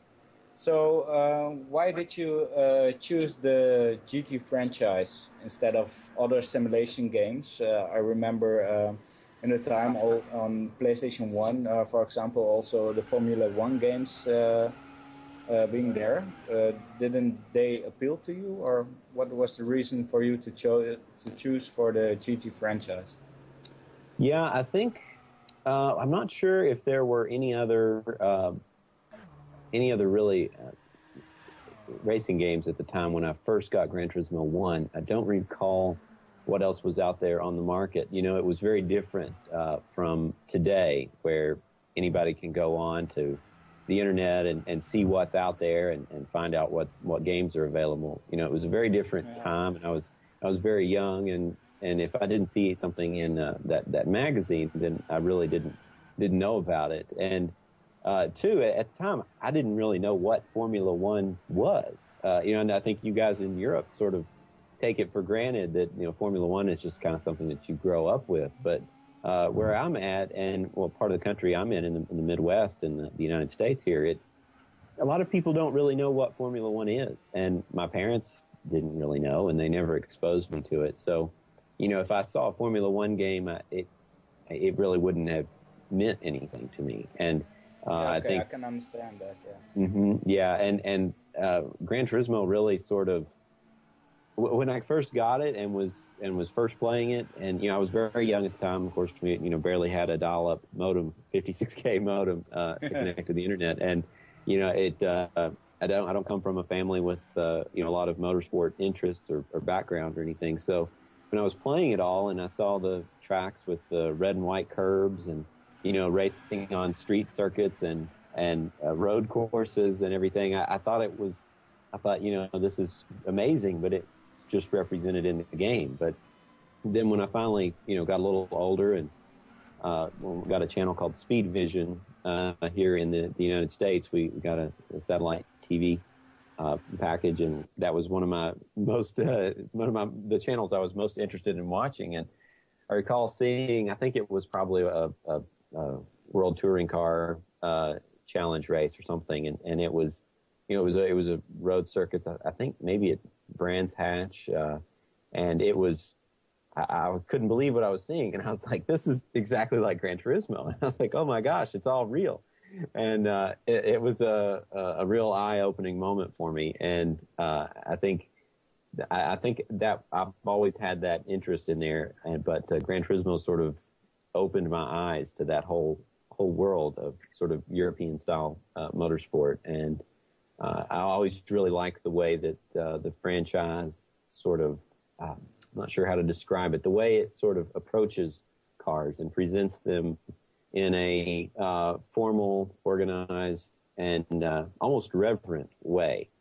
I think it really respects cars for what they are, and not like, you know, Need for Speed or you know, Ridge Racer or something like that. It takes a different arcadey, in my opinion. Yeah, exactly. Yeah, a little bit too arcadey, but still friendly enough, more friendly than, you know, like a hardcore simulator. So I think that really spoke to me as a young child, and it's, you know, it's obviously made a big impression on me for the rest of my life.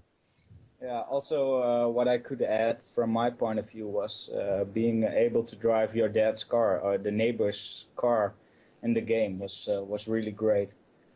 Oh, yeah, it was great. I learned so many cars, and you know, I had yeah, go ahead. Please continue. Yeah, I just had, you know, I had those books that had all these different cars, and I would read all the magazines and stuff that I could get my hands on, and it was so cool to be able to load the game up and find, you know, Ford Focuses and, you know, Honda Accords, and it was just amazing. I loved that aspect of it. Yeah, I really did too. But besides the Gran Turismo franchise, do you play any other racing games or sims at this moment? Yeah, I've always tried out different racing games to see, you know, what's out there, and I like a lot of them. At the moment, the past few years, I've enjoyed iRacing quite a bit.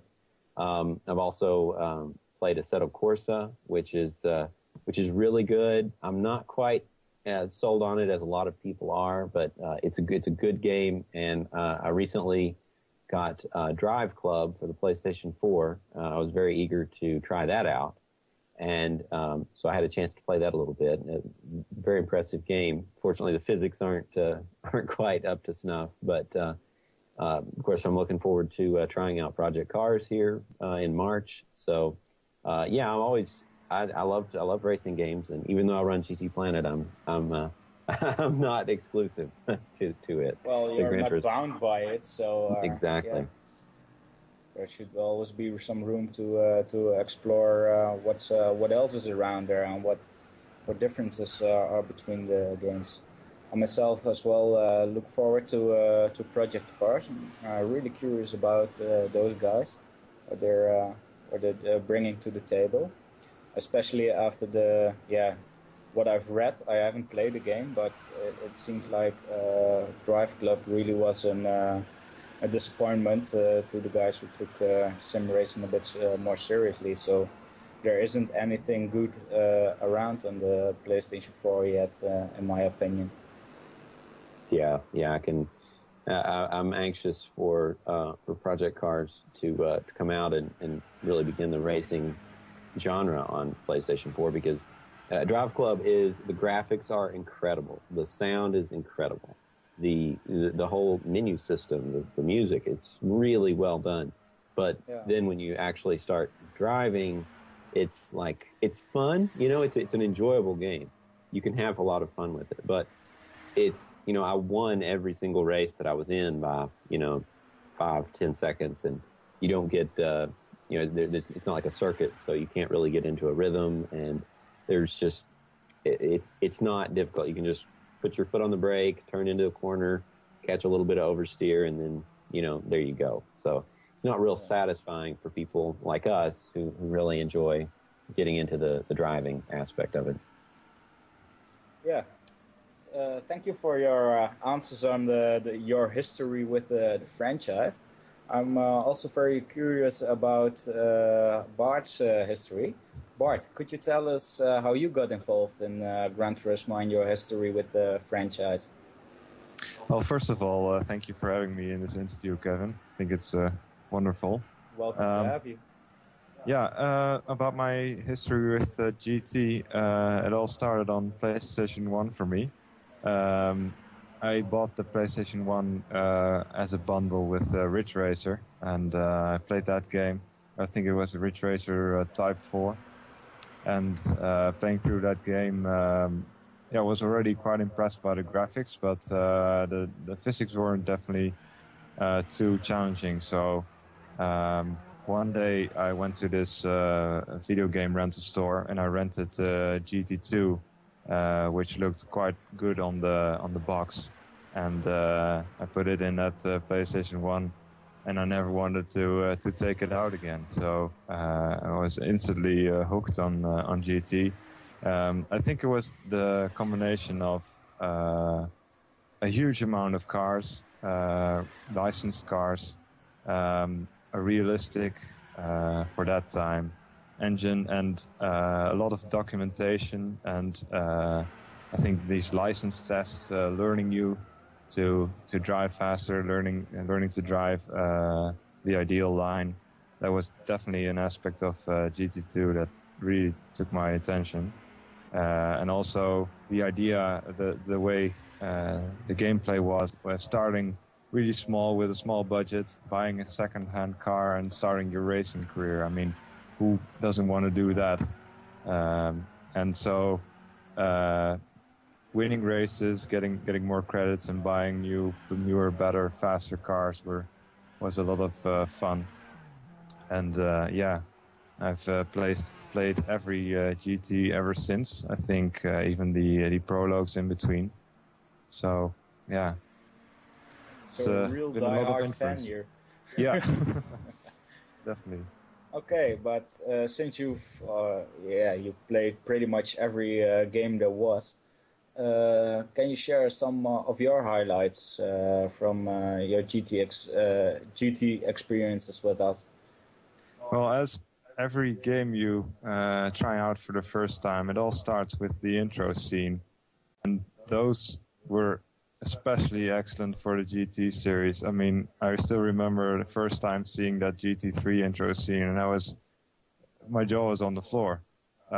So that was definitely already an eye-catcher starting, and then finding out that the game was so polished in the way the handling was working, and all those aspects were really fun.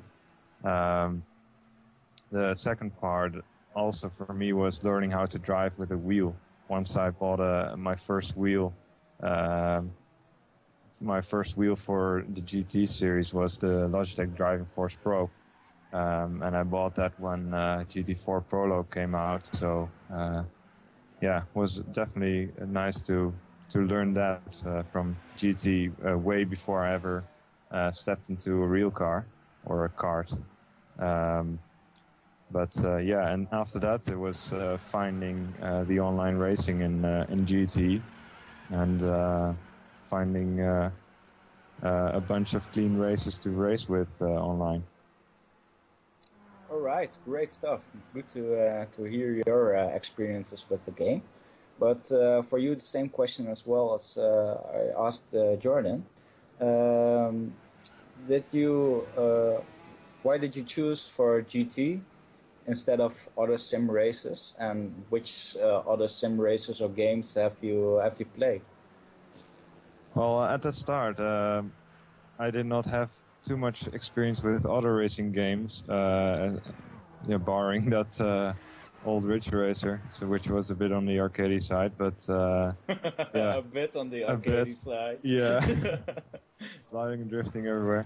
But definitely in those days it was the GT realism. Still is, by the way. But I think what attracts me to GT is the good mix about having fun and driving seriously.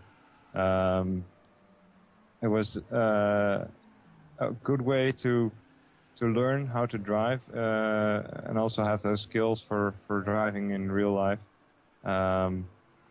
But at the same time, the races were still short enough to have fun, and comparing to, for example, iRacing, where you have a serious race every hour or every 2 hours.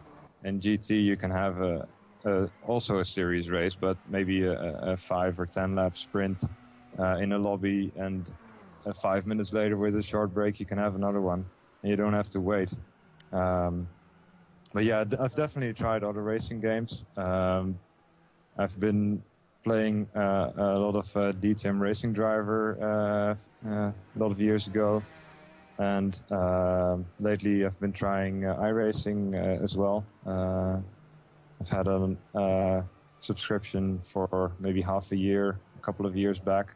Tried it, I really liked it, but wasn't interested in the way that worked with the whole having to wait until you can race again. And also the amount of money that you have to pay to get all the content that you want is a bit too high for me at the moment to really get into it. But I definitely liked the driving. But I've always been coming back to GT because it has a great community. Okay, thank you guys for sharing your personal history stories about the GT franchise. Really great stories in my opinion. Now I would like to ask Jordan a couple of questions about the founding of GTPlanet. Jordan, when did you get the idea to start GTPlanet? You already said something about it earlier, but we want to know more. I first got the idea in January of 2000. It was, which I actually got Gran Turismo 2 in Christmas of 1999. So it was, I was Christmas break, and I was, very, very into Gran Turismo 2. That's all I did all day. So that's what, that was around the time when I first conceived the idea. Okay, and what triggered you to take the initiative and create GTPlanet? Well, there was a combination of factors. I'd always been really curious about websites and the internet. And of course, for all of our young listeners out there, this is back in the old days. So yeah, we're it was old very guys different. now. Yeah, there was, Google had just come on the scene. There was no YouTube, no Facebook, no Twitter. It was very, very different. So, but I was really interested in it, and I was really taking an interest in computers and everything. So I knew I wanted to build a website about something. And the whole year before I got GT2, I knew I wanted to start something, and I'd experimented with personal homepages and that sort of thing. And there was a service called MSN Communities. It was later changed to MSN Groups, but it was really a platform that allowed you to create a website, sort of a point-and-click interface, and it provided a forum and a page builder and all that sort of thing, and it allowed sites to be grouped into categories so that people could find your site and find your community, really. And I decided to create a group on there called Gran Turismo 2 in honor of the game, and I thought, you know what, this is something that I'm really interested in right now. This would be a great idea, a great topic for this website, for this community that I can create on here. And sure enough, I created it and put up things like the car list and track list for the game, and had like some basic tips and some info about the game, and had the forum. And sure enough, people started to find this little community, and it really took off from there. But yeah, I've just always been fascinated by websites and how the web works and how computers work, and so it's always been inside me. And I think Gran Turismo just sort of was the trigger, I guess you could say, to push me to go ahead with it. Okay, now you told about how it all started in this little MSN group, but can you talk a bit more about the process of starting the GTPlanet website as we know it, or making the move from going out of the MSN environment onto the real web, so to say? Yeah, that was a big transition for me. The MSN group started out, and it was very successful, as I mentioned. I think we had maybe 2,000 or 3,000 members, and I don't recall how many posts, but every day there was always people posting in the forums, and it was good, but it wasn't a real website. And I've got to credit my parents and my mother. They really encouraged me to keep at it and keep interested in these in websites. And my mother, actually, a year later, she actually bought me this domain name for my birthday. And so this was in January, early February 2001. And she bought me a domain name for a real website. And she came up with this name, GTPlanet. And she got the .net because the .com was taken at the time. And, domain names back then were expensive. It was about $80. So I felt a lot of pressure. It was a big gift. It was a substantial gift, and I appreciated that. And she agreed to pay for the hosting and whatever it would take to take it to the next level. And I didn't really know about how all that worked, but I kind of just took it upon myself to figure it out and to begin the transition of moving the site from MSN off to GTPlanet.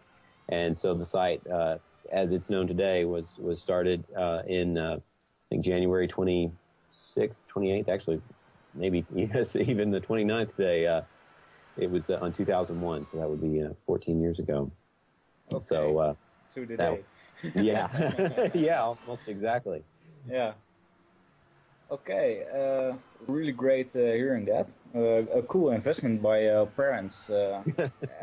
They give you a birthday present, but actually they were investing in your knowledge and your skills. So That's a true. really good thought behind the present, in my opinion.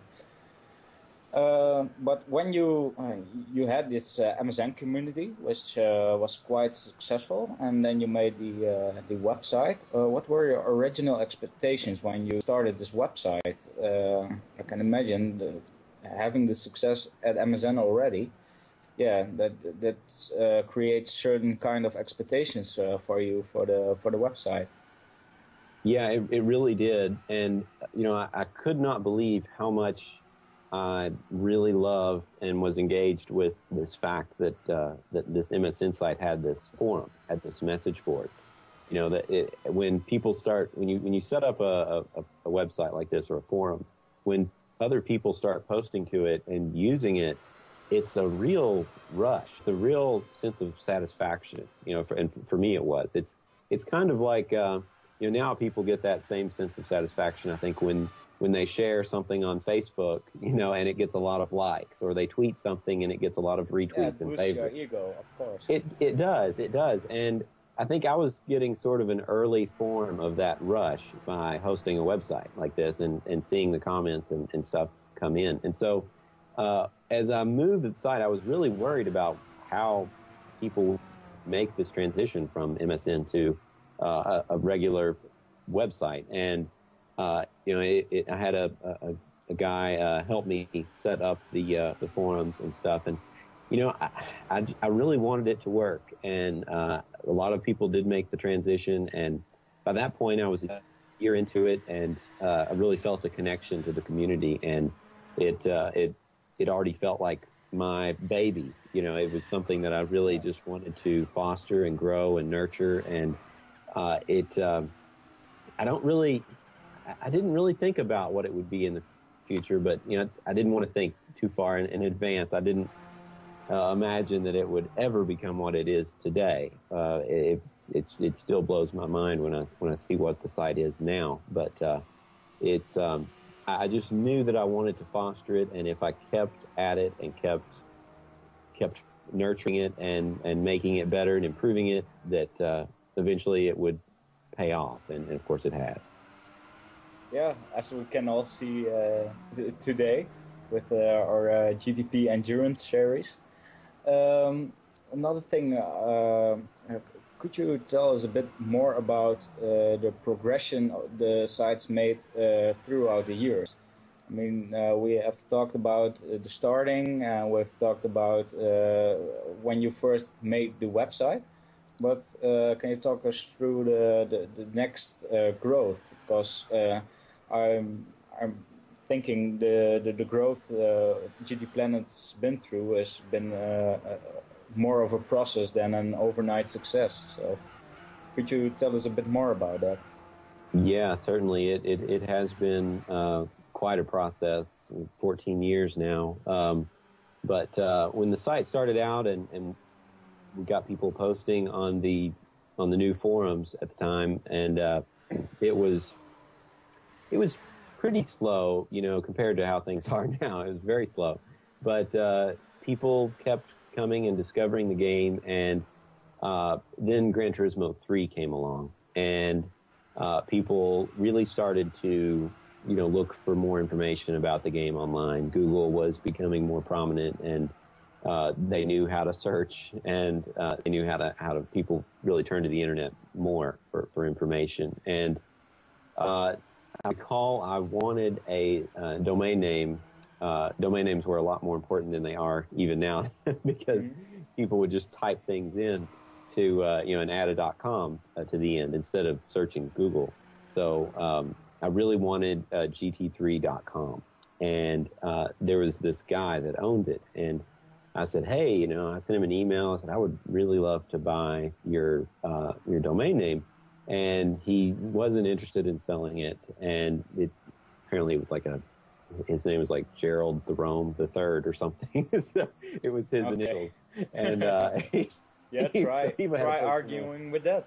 Yeah, I know. What could I say? So he rejected my interest, but instead he by surprise, he linked to GTPlanet from his homepage. He said, if you're here looking for Gran Turismo stuff, go to GTPlanet. And that changed everything. I got a huge amount of traffic from that link, and it was just remarkable. And the site really started to take off. And the forum software at the time, it was an old flat file forum system called Icon Board, and it couldn't keep up with the traffic, and I really had to figure something out, and I switched to vBulletin forum software and learned about MySQL databases and PHP and all that stuff, and really sort of a sink or swim situation from my perspective.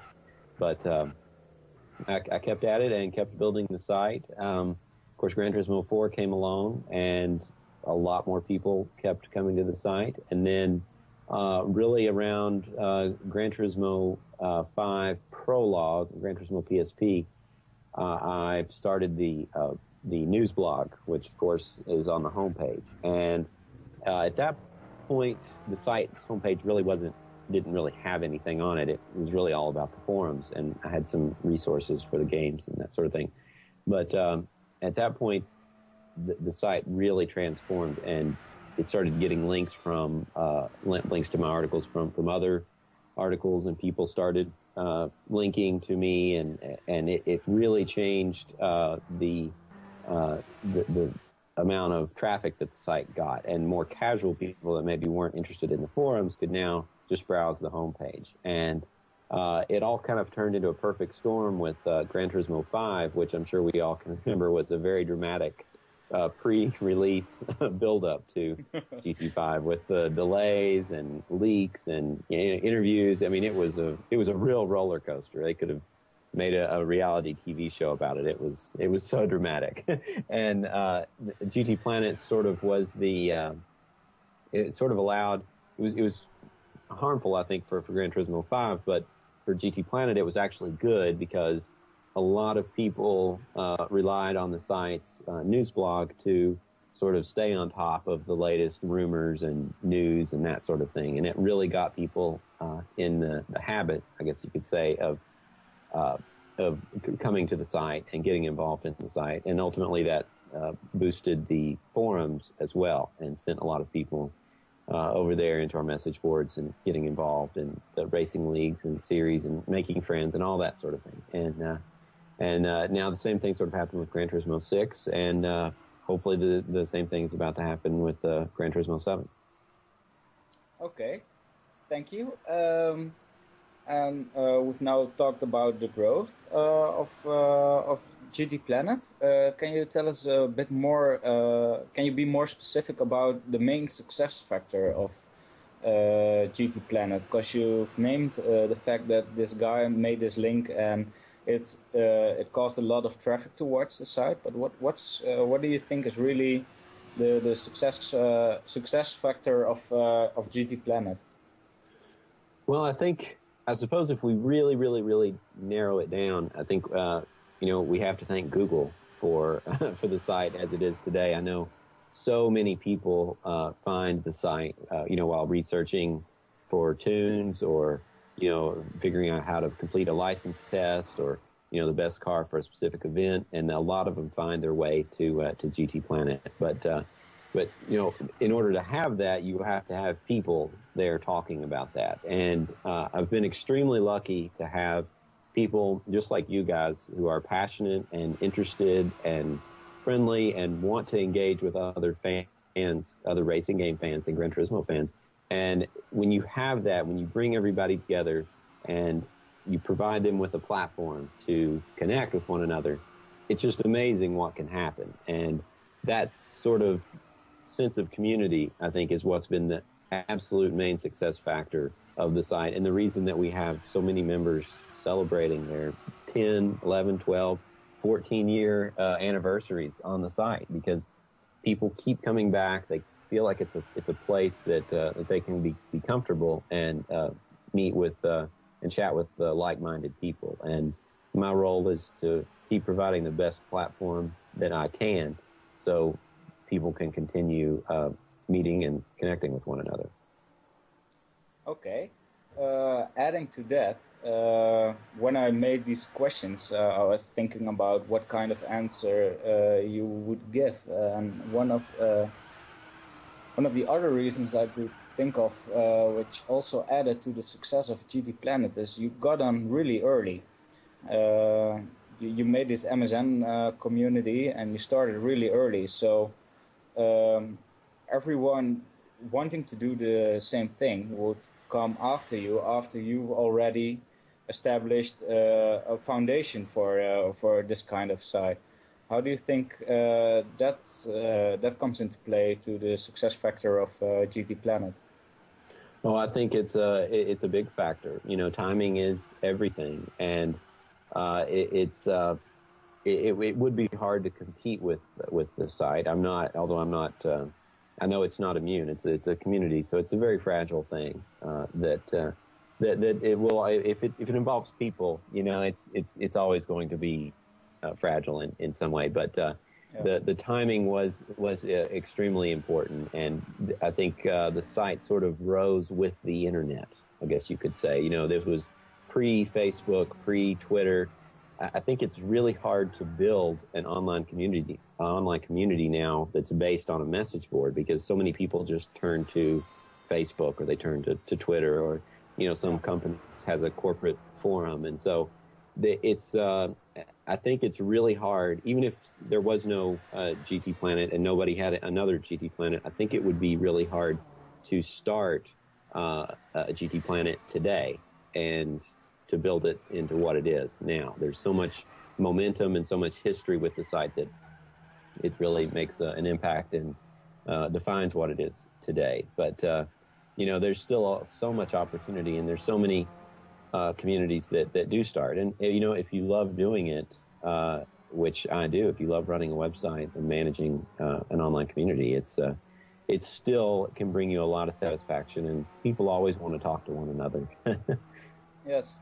Yeah, in a weird kind of way, you rode on the same wave as the guys at Google and Microsoft did, only on a smaller scale and with a smaller community. Yes, and I made several billion dollars. As an opportunity there.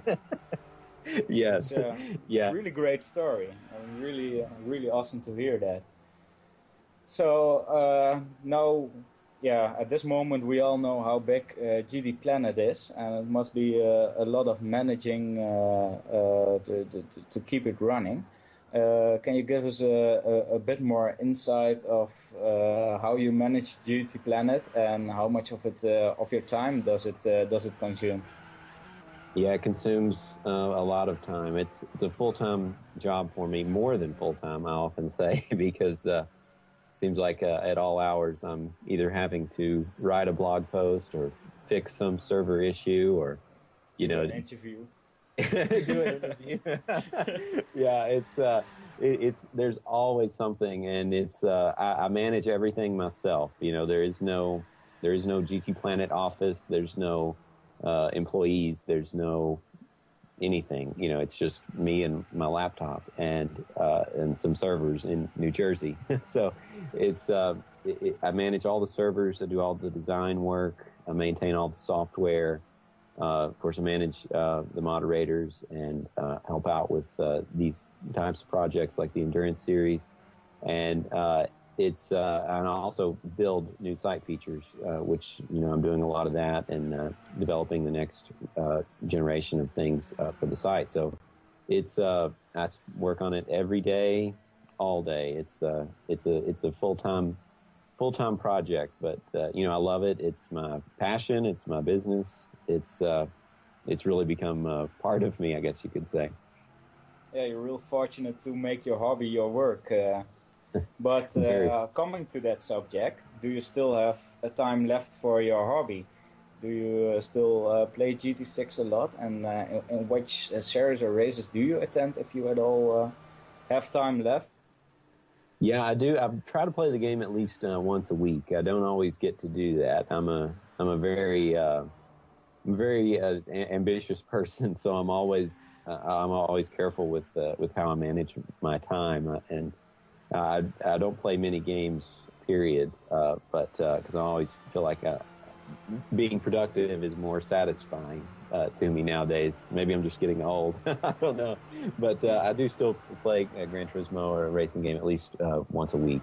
And I don't have time to commit to any series. I would really like to, but it's just I don't feel like I could fully commit myself as much. But I always like to see what people are up to and follow along, because I think that's an important part of the community these days. Okay, or are you just afraid to face guys like Bart? That too. Everybody always freaks out when I join some room online, so well, everybody's watching me, you know. They're like, "Oh, it's the GT. Oh, he found the site. He must be really fast." Yeah, everybody expects me to be an alien, but you know, I'm not. So there's a bit more pressure on me than the average person. I thought sometimes I may join races under like an anonymous PlayStation name. Oh, really? Does it get so far? Just so people don't make a big deal out of it. Yeah, great stuff. We now discussed the rise of GTPlanet, so to say, and how it impacted your personal life. And when we look to the future of GTPlanet, could you give us a look inside the kitchen? What's going to come in the near or in the future? Yeah, well, there's a lot going on in the kitchen right now. It's even though you can't see it, but hopefully I want to present it as a nice dish for you guys. But the first thing that's going to be coming out is a new store, and I'm really excited to launch this, because I see there's a real absence sort of these of a marketplace for sim racing accessories: steering wheels, pedals, racing seats, butt kickers, and all these things that we all use. And unless you really know what you're looking for, it's difficult to find this stuff. And for the average player who maybe just goes out and picks up the game at the store and maybe wants to get a wheel, and how do they know what to even search for? How do you shop for something like this? And conversely, the people that make these products, a lot of them are small business people, and they don't have a lot of money to advertise themselves and spread the word. And they can't tell these people about their products, even if they list them on Amazon. Unless you know exactly what to search for, you're probably not going to find it. So I think there's a real opportunity there to bring together these vendors and bring together all the people on the site, a lot of the more casual players, bring them together so that people can find these accessories that will really help them play the game and get a lot more enjoyment out of the game. And on the other side, help these people build their businesses and support this whole little industry, this whole little sim racing accessory industry that's just been growing like crazy over the past few years. So that's going to be coming really soon. And I want to do a lot more, add photo galleries for our photo mode enthusiasts, and want to add special tools to help people manage racing links, just like this endurance series as well. So all things I hope to accomplish this year. And I'm really looking forward to rolling all these things out. Yeah, brilliant. About the store stuff, that's a whole new branch. You plan on doing some reviews as well, as some in a similar way to some guys have a YouTube channel where they test out different steering wheels and accessories, or will it be focused on consumer advice as well, or will it be more be just of a store, so to say? Yeah, it'll sort of be sort of a store, sort of a marketplace, a mall, if you will. And I want to.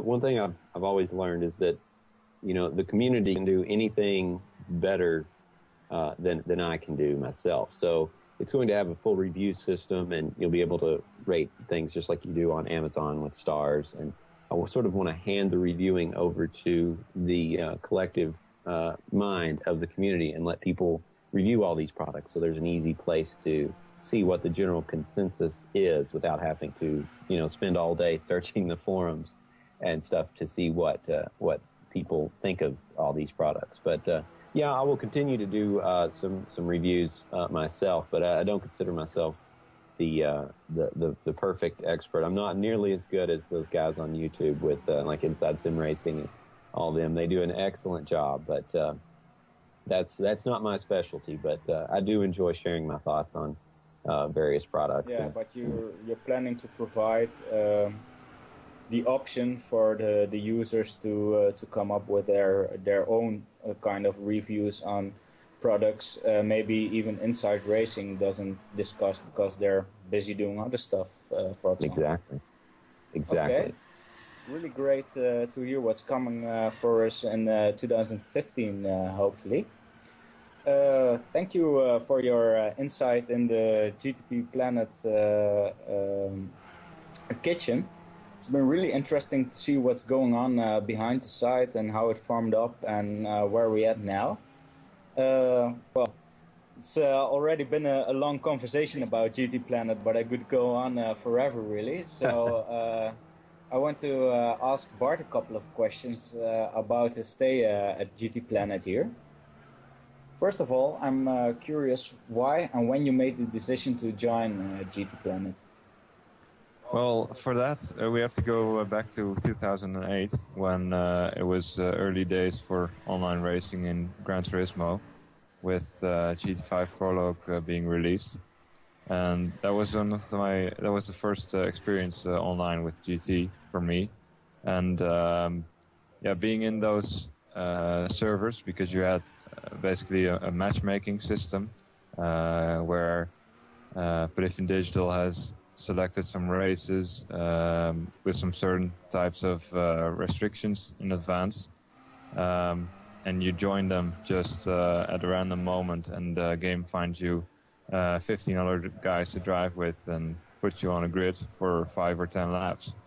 And during those races I found out that there were actually quite a lot of bad drivers out there, basically taking very good care to ram you off the road every time they get the opportunity.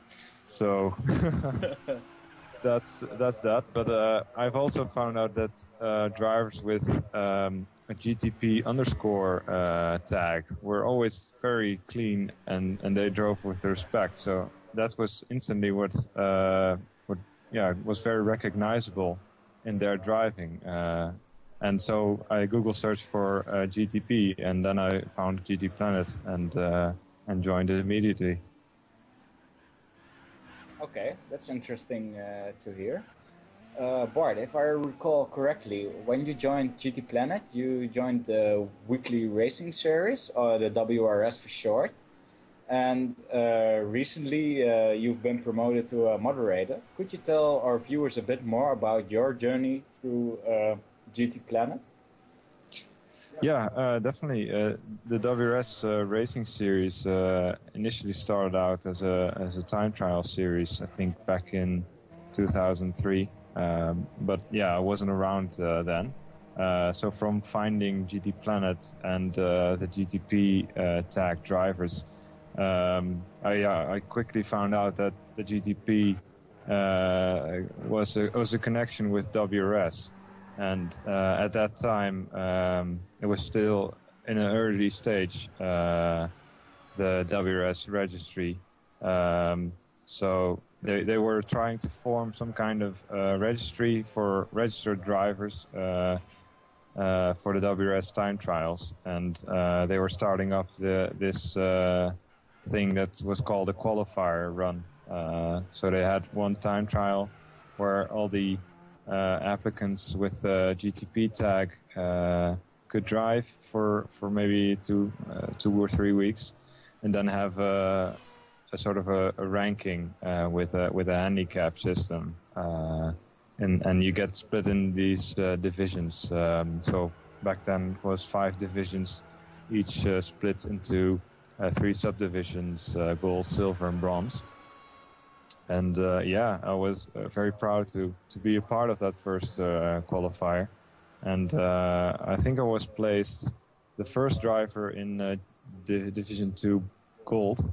So yeah, I was very happy with that. And from that point on, I did a few time trials, not too many, I think, only a couple, because back in that time I was already quite focused on online racing, more on racing than time trialing. So it was great to see the WRS admins taking a look into online racing and organizing big events like Event 01, 02, and 03, which were basically sort of a tournament, an online racing tournament for all the divisions. And yeah, it was a great thing to be a part of that.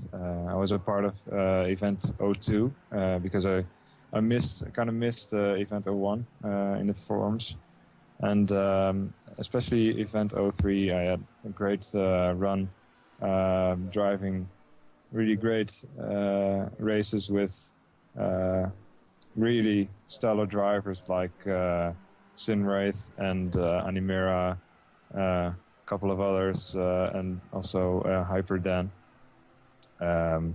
Yeah, it was a really great time, and was really pleased to win the competition in Division 2.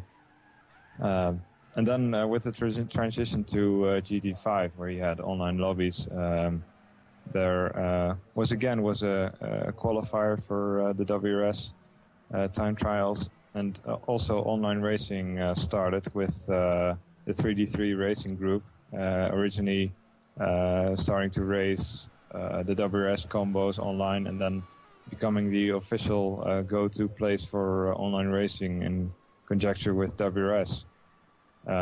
So yeah, definitely took an interest to that because it was my main interest in the game.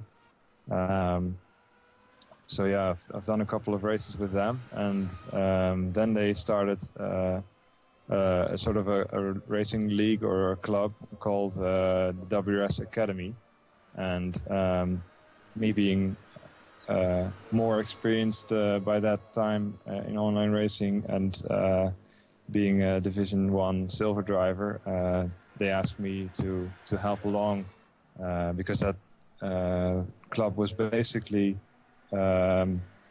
made for helping the Division 5 and 4 and 3 drivers getting more comfortable with online racing and racing in general, and trying to help them develop their skills on any level in sim racing. So okay, yeah, that was definitely fun. Interrupt you there for a second. Yeah, I've heard through the grapevine that there's some activity on a new driving academy. Can you please comment on this? Yes. So I'm currently still working on starting up a new WRS Academy for GT6, which has been long in the making due to various reasons, but it's still on there, and we're still trying to get a decent program with a lot of information together. I mean, it's looking at a 12-week kind of program with 3 weeks focusing on one combo each, and each of those 3 weeks will be with one combo of a certain drivetrain type, and in each week we try to focus on a different skill in sim racing. And yeah, moving on in those 3 weeks, you should get more experience with that combo and see your progression. So, and we're also trying to make videos, detailed videos about the skills that's centered each week, and trying to get that skills more easily explained than with text maybe. So yeah, that's on the cards for WRS. brilliant stuff here. One of the viewers who may find themselves not as fast should definitely join the WRS and the WRS Academy very soon. But to come back to the question I originally asked was, could you tell the viewers about more about your journey through GTPlanet? And we were at the part that you were talking about the GTPlanet Academy.